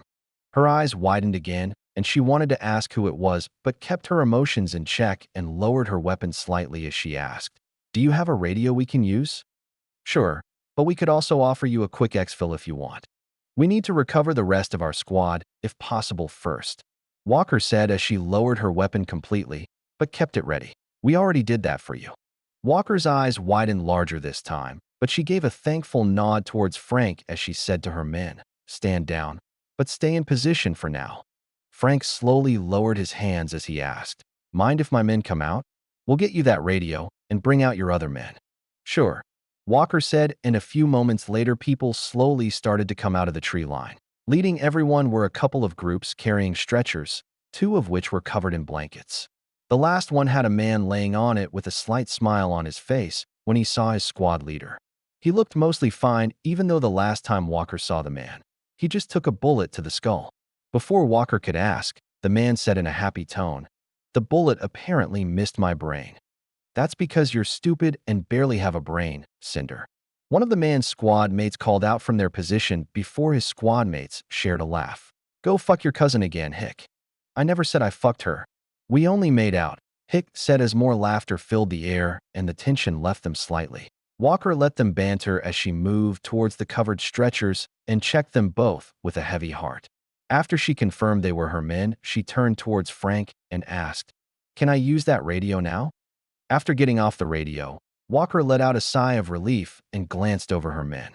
They were gathered together with Cinder and their fallen brothers, quietly talking at this point. She watched them for a few moments before Frank interrupted her thoughts as he asked, "Ready to go?" "Yeah, and thanks again for all your help." Frank shook his head as he said, "No need to thank us, it's what we do." The group gathered together as Walker and the other expected some helicopters to come pick them up, only to freeze when a portal opened up in front of them and Frank ordered his men through it. Within a minute, everyone passed through the portal and were a few hundred miles away near a U.S. military base. It was the same base Walker and her team deployed from over a week ago. An alarm started going off from the base before a few moments later it shut off and some vehicles sped out of the front gate towards them. Walker quickly pulled out a notepad and wrote her contact information on it before she handed it to Frank as she said, "I'll never be able to properly repay you and your men for all your help. But if you ever need help, just contact me and I'll be there. You can count us in too." The man nicknamed Hick said as the rest of the squad agreed. Frank took her information with a slight nod before one of his men opened a portal and they disappeared through it a few seconds later. Walker and her squad were soon surrounded, but after a minute they were loaded up and brought back to the base for debriefing and a checkup. Meanwhile, Frank and his team arrived back at their temporary base that was hidden in Sokovia. Frank immediately headed to the command center, where he found Emil Blonsky at his desk going over information. Emil glanced up as he approached and asked, "How did it go?" "We were able to rescue all but 2 of them." Emil nodded slowly before he asked, "Good job. That was better than prediction. Did you find anything?" Frank pulled out a patch from one of the men they killed and handed it over as he said, "Intel was correct. They were from that hidden base." Emil took the patch and looked at the logo for a moment before he set it down and said, "Tell your team they are free to go home. I'll contact you when we are ready to move on to the next phase." "Yes, sir," Frank said as he snapped a salute, which Emil returned. Before he moved away from the desk, Frank pulled out the paper Walker gave him and handed it over to Emil as he said, "Walker and her squad were decent and said to contact them if we ever needed help. They might be worth recruiting. I'll look into it." After Frank left the room, Emil quickly pulled up information about people he was supposed to contact soon before he pulled out his phone and made a call. It rang once before Ezekiel picked it up and asked, "What's going on, Emil?" "We just confirmed the information. How do you want us to proceed?" "I'll contact both parties myself. Till then, I want you and Valhalla to be on standby," Ezekiel said after a few seconds of thought before he quickly added, "Also start pulling men out of other projects. This will take all our attention once we start." "Understood. I'll get to work on that now." "Good. I'll contact you once I'm finished on my end," Ezekiel said before he ended the call. Emil immediately started to check over the current active contracts Valhalla was involved in and quickly made changes. Most of them were easy to do. Since the contracts were about to end, he just didn't agree to renew them. Others were still in the middle of contract, so they would have to pay a fee to end the contract early. Overall, he didn't run into many issues as he made a lot of phone calls over the next few hours as he rushed to get everything done. Once finished, Emil let out a sigh of relief before he reached over and picked up the patch Frank gave him. It was something he would have thought was a joke only a few years ago, but here it was in front of him. On the red patch was a black skull with 6 octopus-like tentacles under it. Emil glanced at it for a while before he tossed it in the trash next to his desk and got back to work. 00263, a meeting with a baron. Ezekiel was seated on a couch in the living room of a wealthy, older-looking estate hidden up in the mountains of Sokovia. Everything around him was in an older style from the 1950s or possibly before that. Sure, there were some modern comforts like a TV, computer, and better lights. But the fixtures and everything around them were older and well taken care of by whoever lived there. Ezekiel sat quietly as he enjoyed the atmosphere and waited for the house to properly wake up. The first person to spot him was an older man with white hair, who glanced at him as he passed by towards the kitchen. Within a few minutes, the man who was clearly the house butler came back out with a tea tray and laid it on the coffee table before he said, "Please enjoy while I inform the master he has a guest." Ezekiel nodded and waved a finger towards the tea, said a few moments later before a magic spell engulfed it. The butler had already left the room, so they didn't see the spell go off or the fact it pulsed green. Ezekiel smiled at the fact the old man just tried to poison him with something that would knock him out without a second thought. Then again, he did enter the house unannounced while everyone was still sleeping. Ezekiel cast another spell towards the teapot before he poured a cup for himself. He wasn't a massive tea drinker like Tao or Agatha, but he never declined when it was offered, even if it was poisoned. Ezekiel didn't need to cleanse it either. His body was so robust that no normal poison would affect him. But he was paranoid, so he did it anyway. As Ezekiel took his second drink, he felt a gun barrel press into the back of his head as a man asked, "Who are you?" "I'm Ezekiel." "Who sent you?" "I came by myself because we need to talk, Mr. Zemo. Or would you prefer I call you Baron, or perhaps Colonel Zemo instead?" The gun pushed forward a little more with the distinct click of a hammer being cocked before the man said, "Who sent you?" "No one. I came myself. Also, that gun won't war dash." The sound of the hammer falling and a soft click went off before Ezekiel heard the gun rack and another empty click.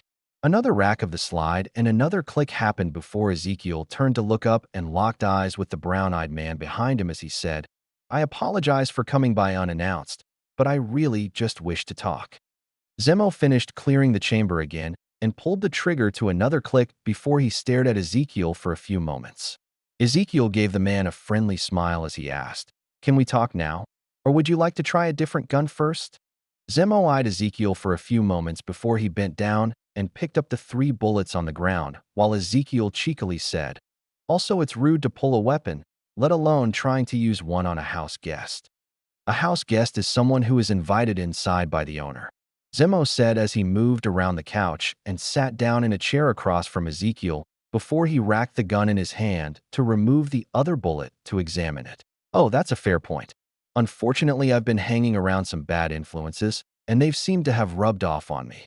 Zemo glanced over the 4 bullets and their clearly indented primers with a slight frown as he also watched Ezekiel and asked, "Why are you here?" "To talk with you. Do you know who I am? I've read a few intelligence briefs about you." Ezekiel chuckled softly before he said, "Those things were hilariously inaccurate. Then again, Sokovia's government is made up of useful puppets, or—" Ezekiel locked eyes with Zemo as he added, "tools that don't question orders." Zemo's eyes narrowed as he placed down the bullets in his hand and leaned back in his chair before he steepled his hands together and said, strong words coming from an American.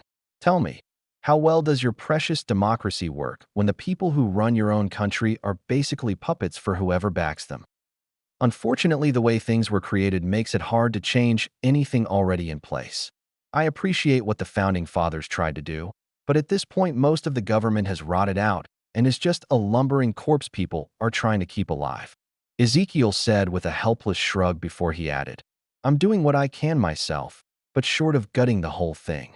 Well, I don't feel like throwing the whole world into chaos just yet." Zemo's eyes widened a tiny fraction at Ezekiel's statement before he asked, "You plan to overthrow the U.S. government?" "Not overthrow, but a proper cleanup. I'm already working on it, but I'm not stupid enough to do it all at once. But a few corrupt politicians, judges, and other officials each year replaced with people who actually care is a good start. I'll ramp it up once I have enough people replaced that the government won't collapse when I rip out the rest. But for now, I just focus on the worst of the worst." Zemo quietly studied Ezekiel for a few minutes before he asked, "I doubt you came here to talk politics with me. So what do you want?" "You're wrong about that, actually," Ezekiel said as he removed his tablet from the storage seal on his wrist and heard the hammer of a gun cock. Behind him stood Zemo's white-haired butler, who now had a gun pointed at the back of his head. Ezekiel glanced over his shoulder and with a smirk said, "Those don't work around me." "Then perhaps a cold weapon would work," the butler said as a decent-sized dagger appeared in his overhand from his sleeve, but before he could use it, Zemo said, "Stand down for now, Oznik." The older man decocked the pistol, and it quickly disappeared along with the knife under his jacket as he asked, "Understood, sir. I'll go prepare breakfast now. Should I make extra for your guest?" "No, I doubt if he will be staying long," Zemo said as he glanced at Marcus and the tablet he was currently tapping on. Ezekiel smiled a tiny bit as he picked up his teacup and took a sip before he said, "True, I have other things I need to do. Plus, I wouldn't want to be poisoned again, even if it didn't work the first time." Oznik didn't respond to the little jab as he walked out of the room towards the kitchen while Ezekiel finished working on his tablet and set it on the coffee table. A second later, a holographic display popped up between Ezekiel and Zemo as he said, "I came here to discuss this with you." Zemo glanced at the large amount of information on the screen as he said, "It looks like you do plan to discuss politics. Unfortunately, but I think you'll find some very interesting things in those files," Ezekiel said as he made a gesture, and the files moved in front of Zemo for him to grab.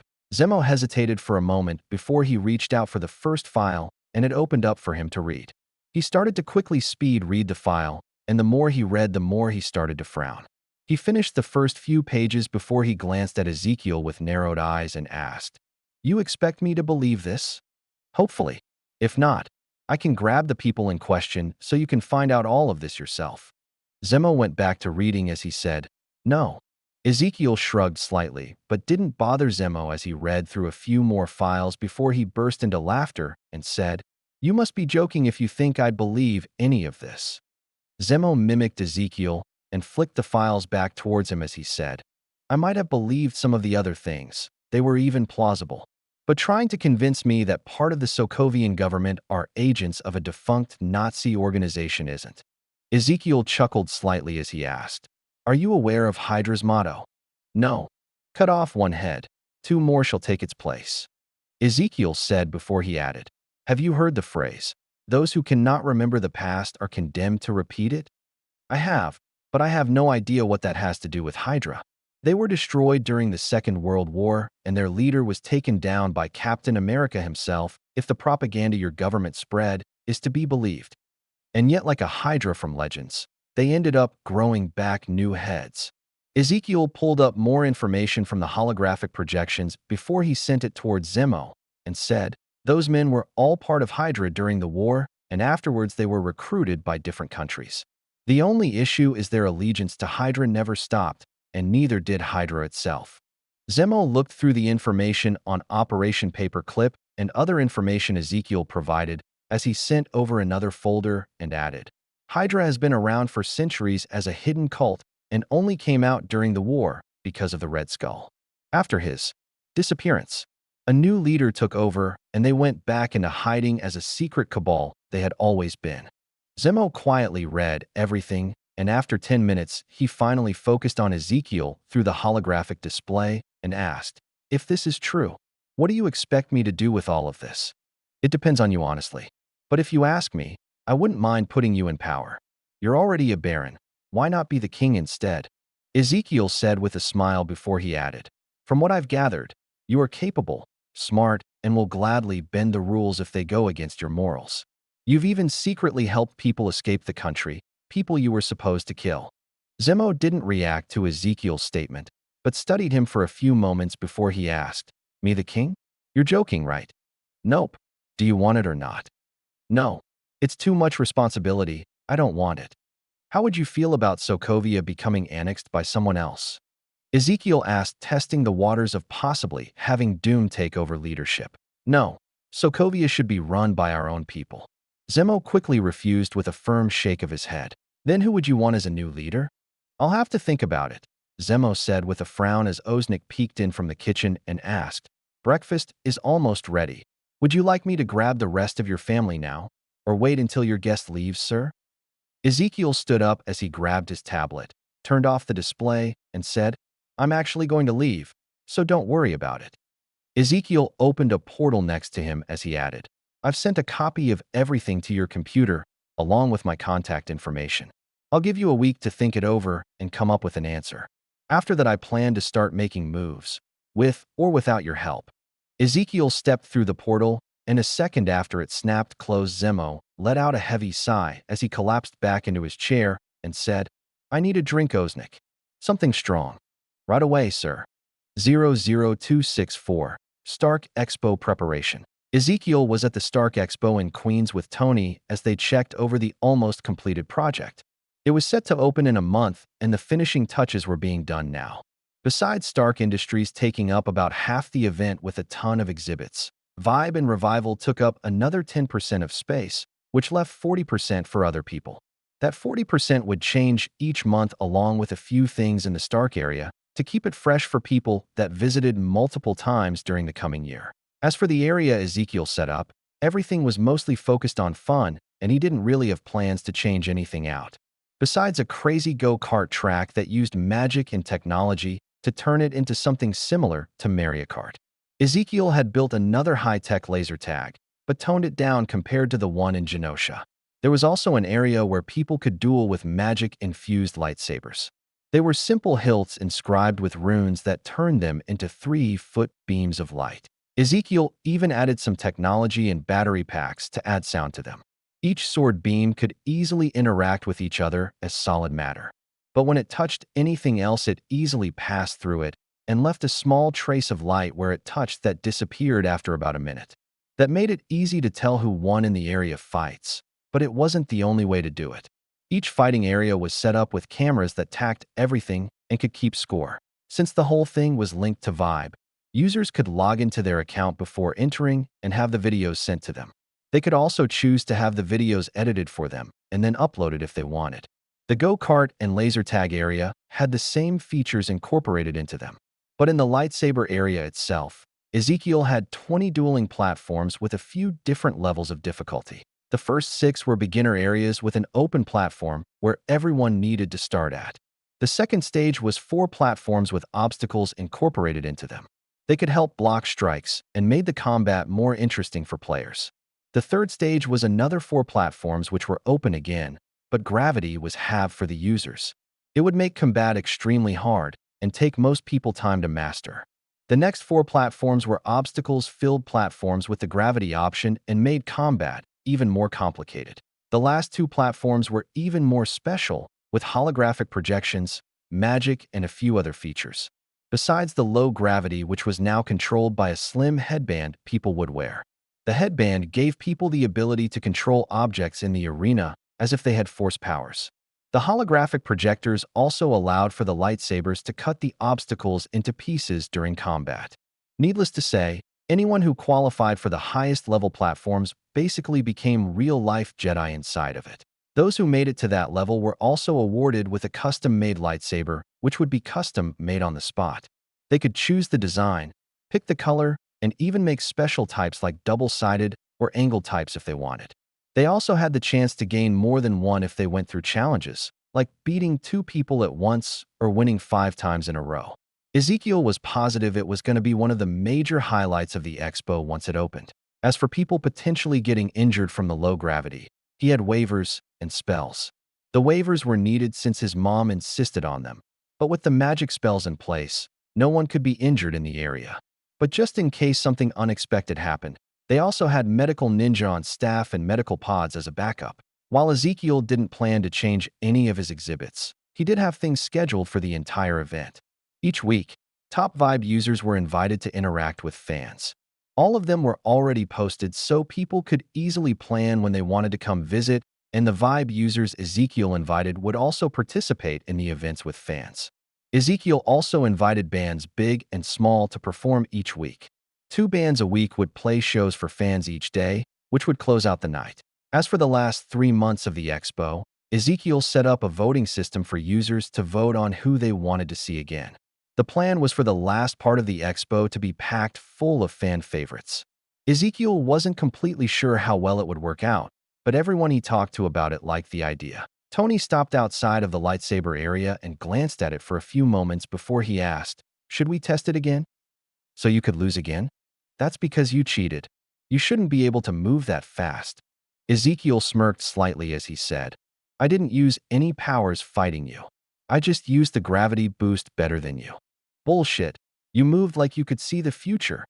"That's because I used the Force," Ezekiel said as he waved a hand in front of Tony's face. Tony swatted the hand away as he said, "Cheater. It's not cheating, it's muscle memory at this point. I could beat you blindfolded because you've never properly trained to fight with a sword. Who would use a sword when you can use a gun or a rocket instead?" Tony asked in an annoyed tone as he crossed his arms over his chest. Ezekiel let out a chuckle as he slapped Tony on the back and said in a teasing tone, "Apparently you do. Mister, let's test it one more time." "Fuck off." Ezekiel let out another chuckle before he said, "If you really want to lose again, we can go another round.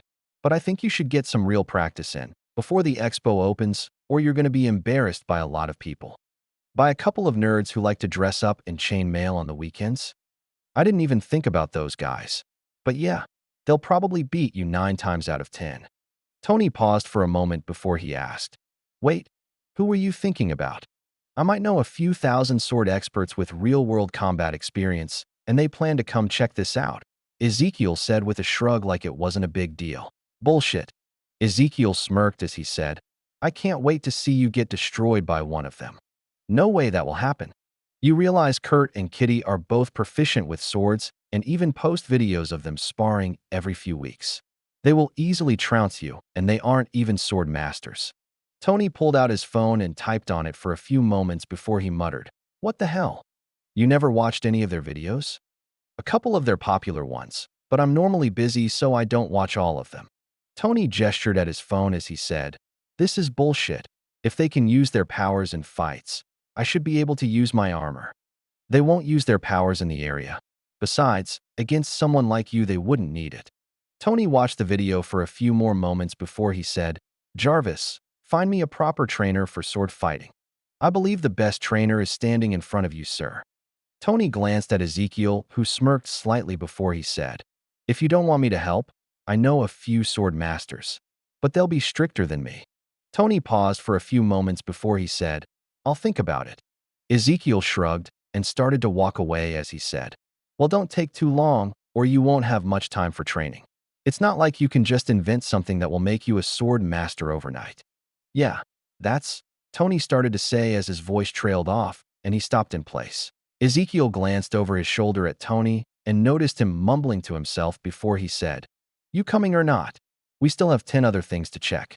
Oh yeah, Tony said as he started to type notes in his phone as he moved next to Ezekiel. What are you working on? Tony stuffed his phone into his pocket as he said, I was just sending a text. Ezekiel and Tony spent another hour checking out the expo before Ezekiel portaled Tony home. Afterwards, he headed to Valhalla's secret base to meet up with Emil and his core team. They were waiting for him in a meeting room with a large map of a country projected on the wall. Ezekiel glanced over the map as he sat down and asked, So that's the finished plan? Essentially, we've already worked with Zemo and his men to establish priority targets. If everything goes correctly, the country will change leadership while the majority of them are still sleeping. Emil typed on the tablet in front of him for a moment, and the projection changed as new information appeared. Ezekiel started to read it as Emil said, We already have control of their infrastructure and the lockdown protocol is on standby. As soon as we move, the borders will be locked down and every visitor will be removed. Good. So when do you plan to start? Up to you, sir. Zemo and his men confirmed they were already in place awaiting our signal. A pharaoh-like grin spread across Ezekiel's face as he said, Then let's crush some snakes. Emil tapped on his tablet before an air raid siren filled the air of the base. It blasted off 3 times and then shut off as everyone in the room moved to get ready, leaving Emil and Ezekiel alone in the room. Emil finished something on his tablet before he put it away and asked, Will you be joining us, sir? I'll help take the base we found. There are some people there I want to meet. Ezekiel said as he stood up and started to stretch his arms over his head. About 10 minutes later, Ezekiel arrived at the staging ground to find thousands of people lined up fully kitted out for battle. Emil moved to the front of everyone decked out in his own gear with a rifle slung over his back before he yelled, Valhalla, sound off. Each squad replied in order before one member stepped forward and opened a portal. Once the last squad reported in, Emil yelled out, Begin. The squads quickly moved through their respective portals and disappeared before Ezekiel opened a portal himself and Emil, Ezekiel, and another squad stepped through it into a darkened forest. As the group spread out into a defensive position, Ezekiel disappeared from view as he said, I'll meet you inside. Emil glanced at the spot Ezekiel disappeared from before he motioned his men forward. A moment later, all of them disappeared, and not even a footprint was left behind on the ground. 00265. A tragedy of unparalleled portion. Ezekiel walked calmly down a cement-enclosed hallway with his hands in his pockets as he whistled, Don't fear the Reaper. Spread out behind him on the ground of the hallway were men and women clothed in tactical gear. All of them showed no signs of physical trauma, but each one had their eyes open as they stared at nothing. Ahead of Ezekiel, a man stepped out of a side hallway and glanced towards the noise. Before he could even focus on Ezekiel, his eyes went blank and he collapsed on the ground with a heavy thud. Another man said something in a foreign language before he stepped out into the hallway to check his companion, only to collapse next to him a moment later. Ezekiel kept whistling as he ignored the 2 bodies and turned down the side hallway. As he walked, the scene repeated over and over until he reached an area that was sealed off with a thick security door. The 2 guards were on the ground already, eyes still open but almost lifeless as they stared at nothing. When Ezekiel reached the door, he paused for a moment as he pulled a cylinder from his waist. A purple light filled the area as a distinctive hum rang out before Ezekiel pushed the tip of the purple light beam towards the lock. As soon as they touched each other, the lock glowed orange then yellow before it melted and started to ooze down the rest of the door. Ezekiel twisted the blade towards the wall where the main bolt was before he also melted it into slag. He repeated the process for the top and bottom lock bolts before the door slowly swung open after being freed. Ezekiel turned off his lightsaber and placed it back on his waist as he stepped past the now open security door. The sealed-off area had more thick security doors spaced evenly along each side of the hallway, but Ezekiel ignored all of them as he continued towards the end of the hallway. About a minute later, he stepped out of the hallway into what looked like a laboratory filled with scientific equipment, cages, and a few people. Two of the people were young, looking to be around their late teens. The other person in the room was a middle-aged man with a shaved head, blue eyes, and a weird monocle which covered his right eye. He was busy typing furiously on his computer as a wall of monitors showed the base's defenses being easily overpowered. As for the other two, they were cautiously watching Ezekiel as he stood in the middle of the room with his hands in his pockets. One of them was a girl with rich auburn-colored hair with green eyes that flickered red as red magic flashed around her hands. She wore a simple red-colored dress that covered most of her body along with a black leather jacket. Next to her stood a young man about half a head taller with striking silver hair and cold, ice blue-colored eyes. He wore a gray, dull silver-colored jumpsuit that hugged his toned body. Even though he stood still, his arms would blur sometimes as he watched Ezekiel with narrowed eyes. Ezekiel finished whistling before he smiled at the two of them and said, "No need to look so hostile. I'm here to rescue both of you. Don't listen to his nonsense and capture him. We will need him as a hostage if we want to get out of here alive. Maybe for you. But no one will be able to catch me if I decide to run, even if I have to carry an extra person," the young man said in a confident tone as he glanced at the girl next to him. The older man glanced up from his computer with narrowed eyes as he said in a threatening tone towards the silver-haired man, "Remember what I told you. If you try to leave here without me, you'll be dead before you reach the edge of the compound." "That's a lie." Three sets of eyes all focused on Ezekiel as he smiled and added, "He's been trying to turn back on the bombs planted inside of both of you for the last 10 minutes without success." As the two younger people exchanged a quick glance, the older man shouted, "I told you to capture him and don't listen to his nonsense." The young man frowned at the command, but seemed to flicker out of existence a moment later.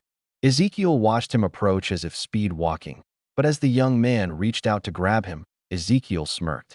His hand passed through Ezekiel as if he wasn't even there, and before he could fully process what happened, Ezekiel reached out and twisted his extended arm into a hold behind the young man's back. The man tried to use his speed to get away, but Ezekiel applied some pressure at that exact moment. It caused the man to grunt in pain and no longer move before Ezekiel said, "I'll let you go if you promise not to attack me again. Restrain him or you're both dead," the older man coldly said as he stared at the girl. The young woman's hands glowed red as power condensed around them, and her eyes narrowed when she said, "Let go of my brother and surrender. I'll let him go if he promises not to attack me again. And like I said before, he holds no power over you two. The bombs placed inside both of you are already disabled. You have no reason to listen to him anymore. Shut up. Look at him. You see how he's sweating? He's nervous you won't follow his directions because he has no real power over you two anymore," Ezekiel said as he gestured towards the man with his free hand. The man in question gritted his teeth slightly as his eyes narrowed before he said, "Don't listen to his bullshit and capture him, now." The girl shared a glance with her brother who shrugged his free arm slightly before she whipped around, and a bolt of red light shot out and slammed into the man. He was launched off his feet and impacted the wall not far away with a resounding thud. He dropped to the ground dazed for a moment before he yelled, "What the hell do you think you're doing?" The girl raised her glowing hands and aimed them at the man as she said, "Hoping I wasn't lied to." The man slowly pulled himself up as he spat out, "Even if the bombs are disabled and you escape here, you'll never be free.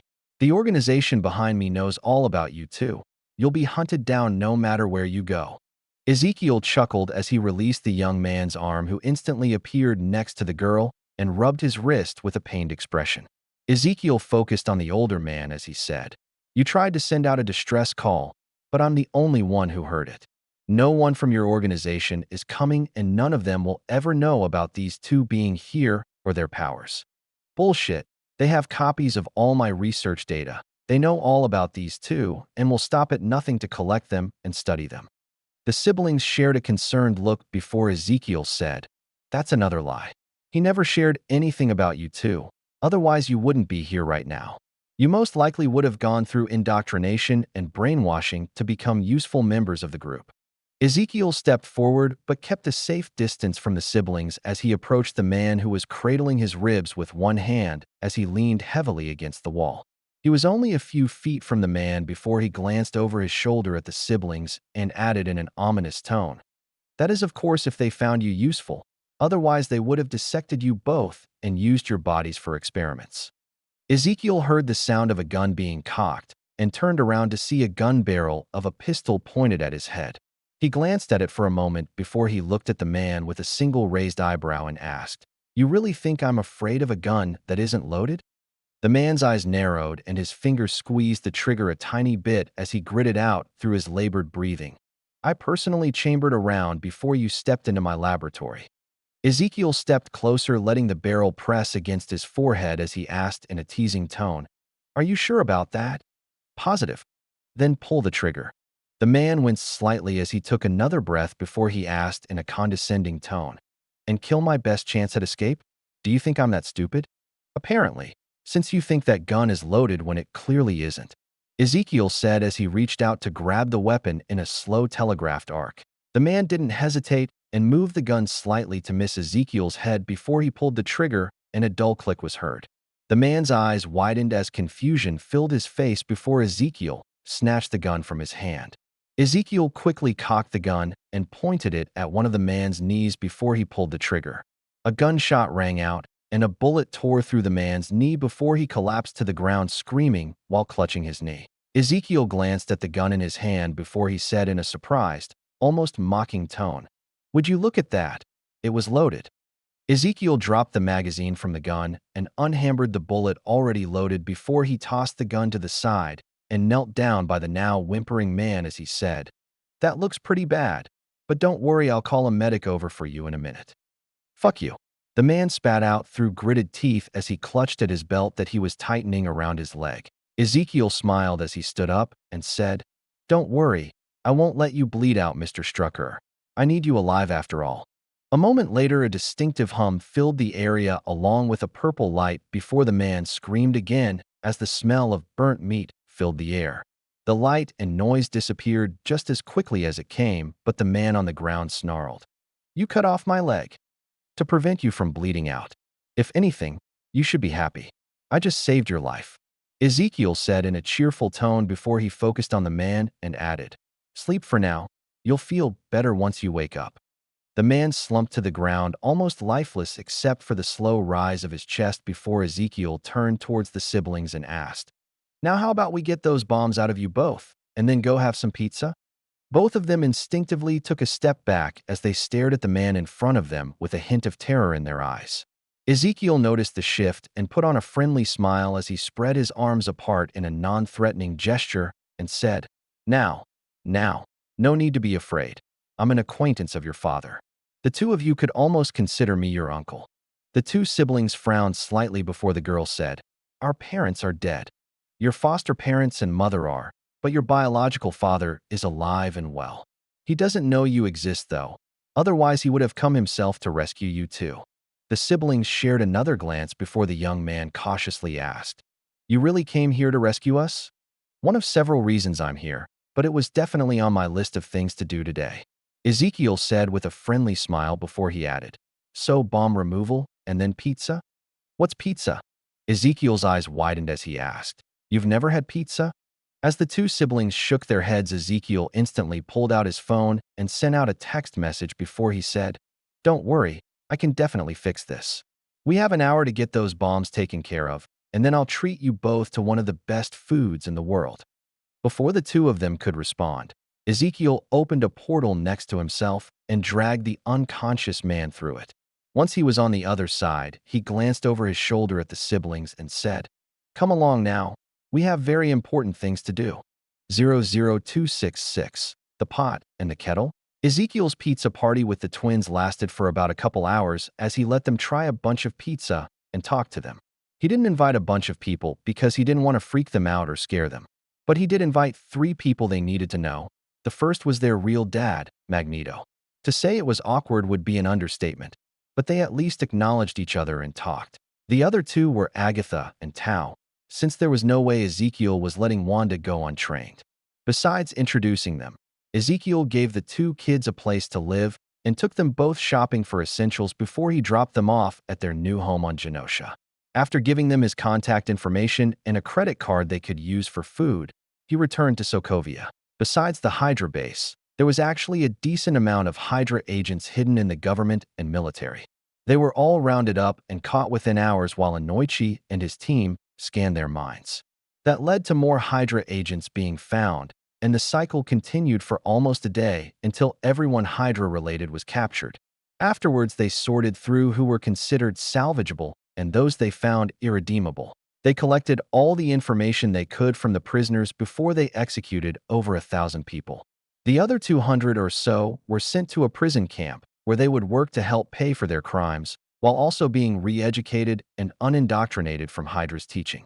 They could have just used mind techniques and magic to do it, but there was a possibility that could be undone if someone had enough skill. But a slow, proper re-education would make it harder to undo. Plus, most of the people were going to spend at least 10 years at that camp. Ezekiel wouldn't release any of them for good behavior. While that was going on, the rest of Sokovia was put into a lockdown similar to what happened in Latvia when Doom took over. The only difference was it wasn't a slow process like before, and Sokovia's government secretly changed hands in only a day. It was done so quickly and smoothly that the general population didn't know anything happened. The plan was to use disguised ninjas over the next year to act as the Hydra agents. They would all quickly and quietly step down so Zemo's people could take over. At some point, Zemo would become the country's new leader, but that would be after his men were properly in place. As for Hydra outside of Sokovia, Ezekiel planned to keep up the act like everything was normal with false reporting. He was pretty sure he could keep up the act as long as it was needed with the information they gathered. But he only planned to keep it going for a while longer as he planned to strike other Hydra bases in the next coming years. The goal was to target what they already knew about and replace everyone with ninjas or the longer-lasting shadow clones while they dug more into the organization. After settling everything in Sokovia, Ezekiel relaxed with his family, worked at the shop, and went to school. He also hung out at Hulk's and Hela's over the next couple weeks until the opening night of the Stark Expo. Tony scheduled it on the Friday before spring break started in March, so more people would visit. As for Ezekiel, he planned to have a shadow clone work the event while he visited it with his family as Theo. The opening was scheduled for just after sunset, and as people slowly entered through the different gates of video, started playing on all the monitors in the park. It started with photos and videos from the first expo along with a voiceover done by Tony. He quickly laid out the history and the purpose behind the original event before talking about what the new expo represented and how it was meant to honor his father's legacy. Tony never planned for the opening speech to talk about any of that, but pressure from Pepper, Ezekiel, and Jarvis made him change it to what everyone was currently listening to. In a Vibe VIP section hidden away from the general public was Theo and his family. They portaled into the room about 10 minutes before the gates were scheduled to open. Instead of rushing into the park to explore before the rush, they were collecting their VIP armbands and watching the opening video. When the opening video finished, it changed to a live video, and it showed footage of the park from high above. At first, everyone glanced at it, but otherwise ignored it as they moved to explore the expo. It was around 10 minutes later when the video changed to focus on an incoming plane that people paid attention again. After a moment, the video switched again and showed the inside of a large cargo plane. In the middle of the screen stood Tony in his Iron Man suit with a cocky smile on his face as he said, "I'd like to welcome everyone to the opening of the Stark Expo. Since it's the opening night, I wanted to put on a little show for everyone." Tony's face was quickly covered by his suit, and the rear of the plane slowly opened as he said, "I would like to officially welcome all of you to the opening night of the Stark Expo, and I hope you enjoy your time here." Shoot to Thrill by AC/DC started to play as fireworks started to launch into the air synchronized with the song. On the monitors around the park, it showed Tony as he stepped towards the edge of the plane's ramp, and far below him was the park along with the fireworks display. After a moment, and in time with the music, Tony flipped out of the plane and started to fall towards the ground. While a bunch of drones flown by Jarvis captured everything for the crowd below, Tony didn't just free fall the entire time. He quickly turned on his flight system and started to dodge the incoming fireworks. He wasn't dodging just to dodge, though. He was actually Sky riding with something Ezekiel gave him, which left a white-colored light streak behind him. The drones also had the same feature installed, but could produce different colored lights. Over the next minute as the song played, Tony and the drones filled the sky above the Expo with a colorful message that read, "Welcome to the Stark Expo of 2010. The light was created by magic and would stay in the air for over an hour before it slowly faded away." After finishing the message, Tony flew over the crowds of people and waved at them all before he headed towards the main stage. Above the stage, more fireworks were shooting into the air as over 20 women, scantily dressed in red and gold, danced to the music. Tony flew to the stage and landed in a superhero pose before he stood up with his arms spread out as the gathered crowd cheered. Tony reviled in the atmosphere of the adoring crowd as he stepped out of his Iron Man suit, and it flew away. The crowd started chanting Tony repeatedly as he adjusted his bow tie, and the song finally came to an end with all the dancers surrounding him in a semicircle.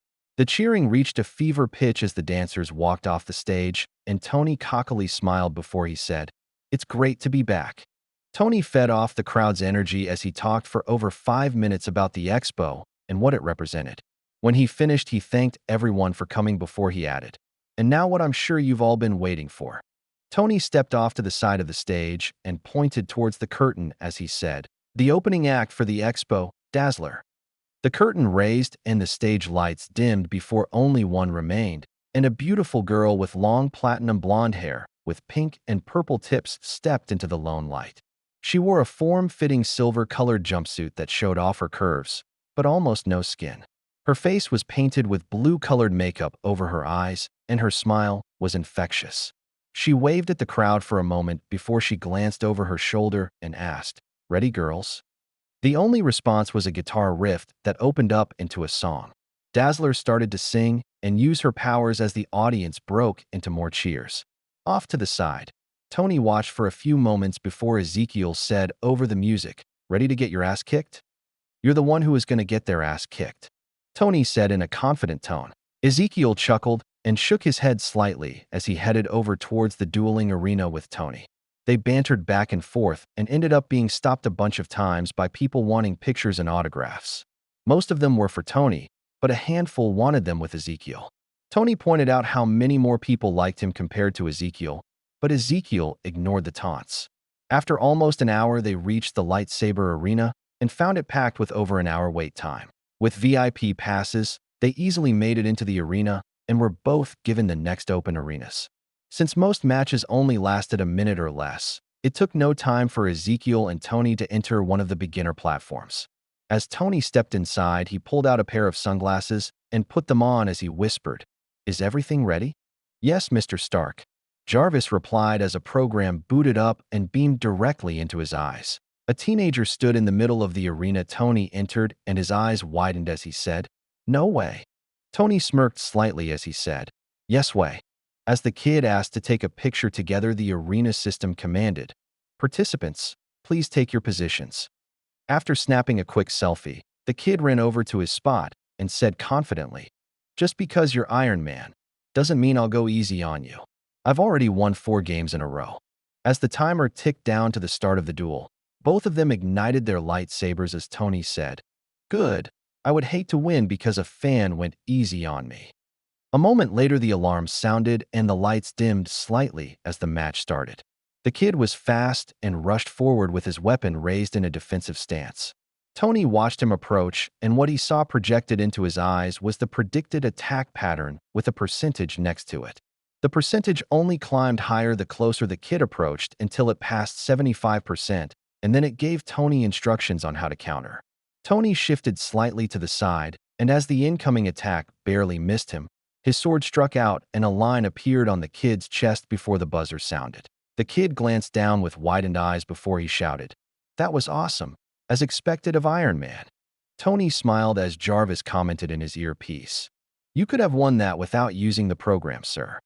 After patting the kid on his shoulder and sending him off, Tony whispered, "Probably, but I need to get used to this if I want to beat Ezekiel. I doubt even with the program's help that you'll be able to be Ezekiel. His skill level is incredibly high compared to yours, sir." Tony waved off the comment as he said, He might be skilled, but I have technology and science behind me. A moment later, the entrance to the platform opened, and an older man with a mustache stepped inside. He noticed Tony and froze for a few moments before he hesitantly asked, "I have to fight Iron Man." Tony laughed and waved the man over as he said, "If you're lucky, you might beat me, and then you can even brag about it. A normal human won't be able to beat you while you're cheating, sir."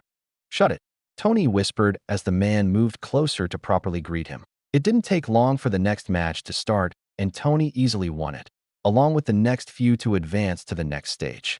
Over the next half an hour, Tony kept winning with almost no issue until he reached the third stage and had slight issues adapting properly. He still won, but the fights were less one-sided, and he was even hit a couple times.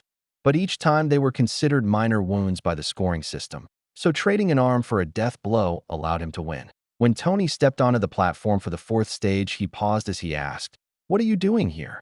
Ezekiel smirked as he said, "I have the skill to actually fight here. The real question is, what are you doing here?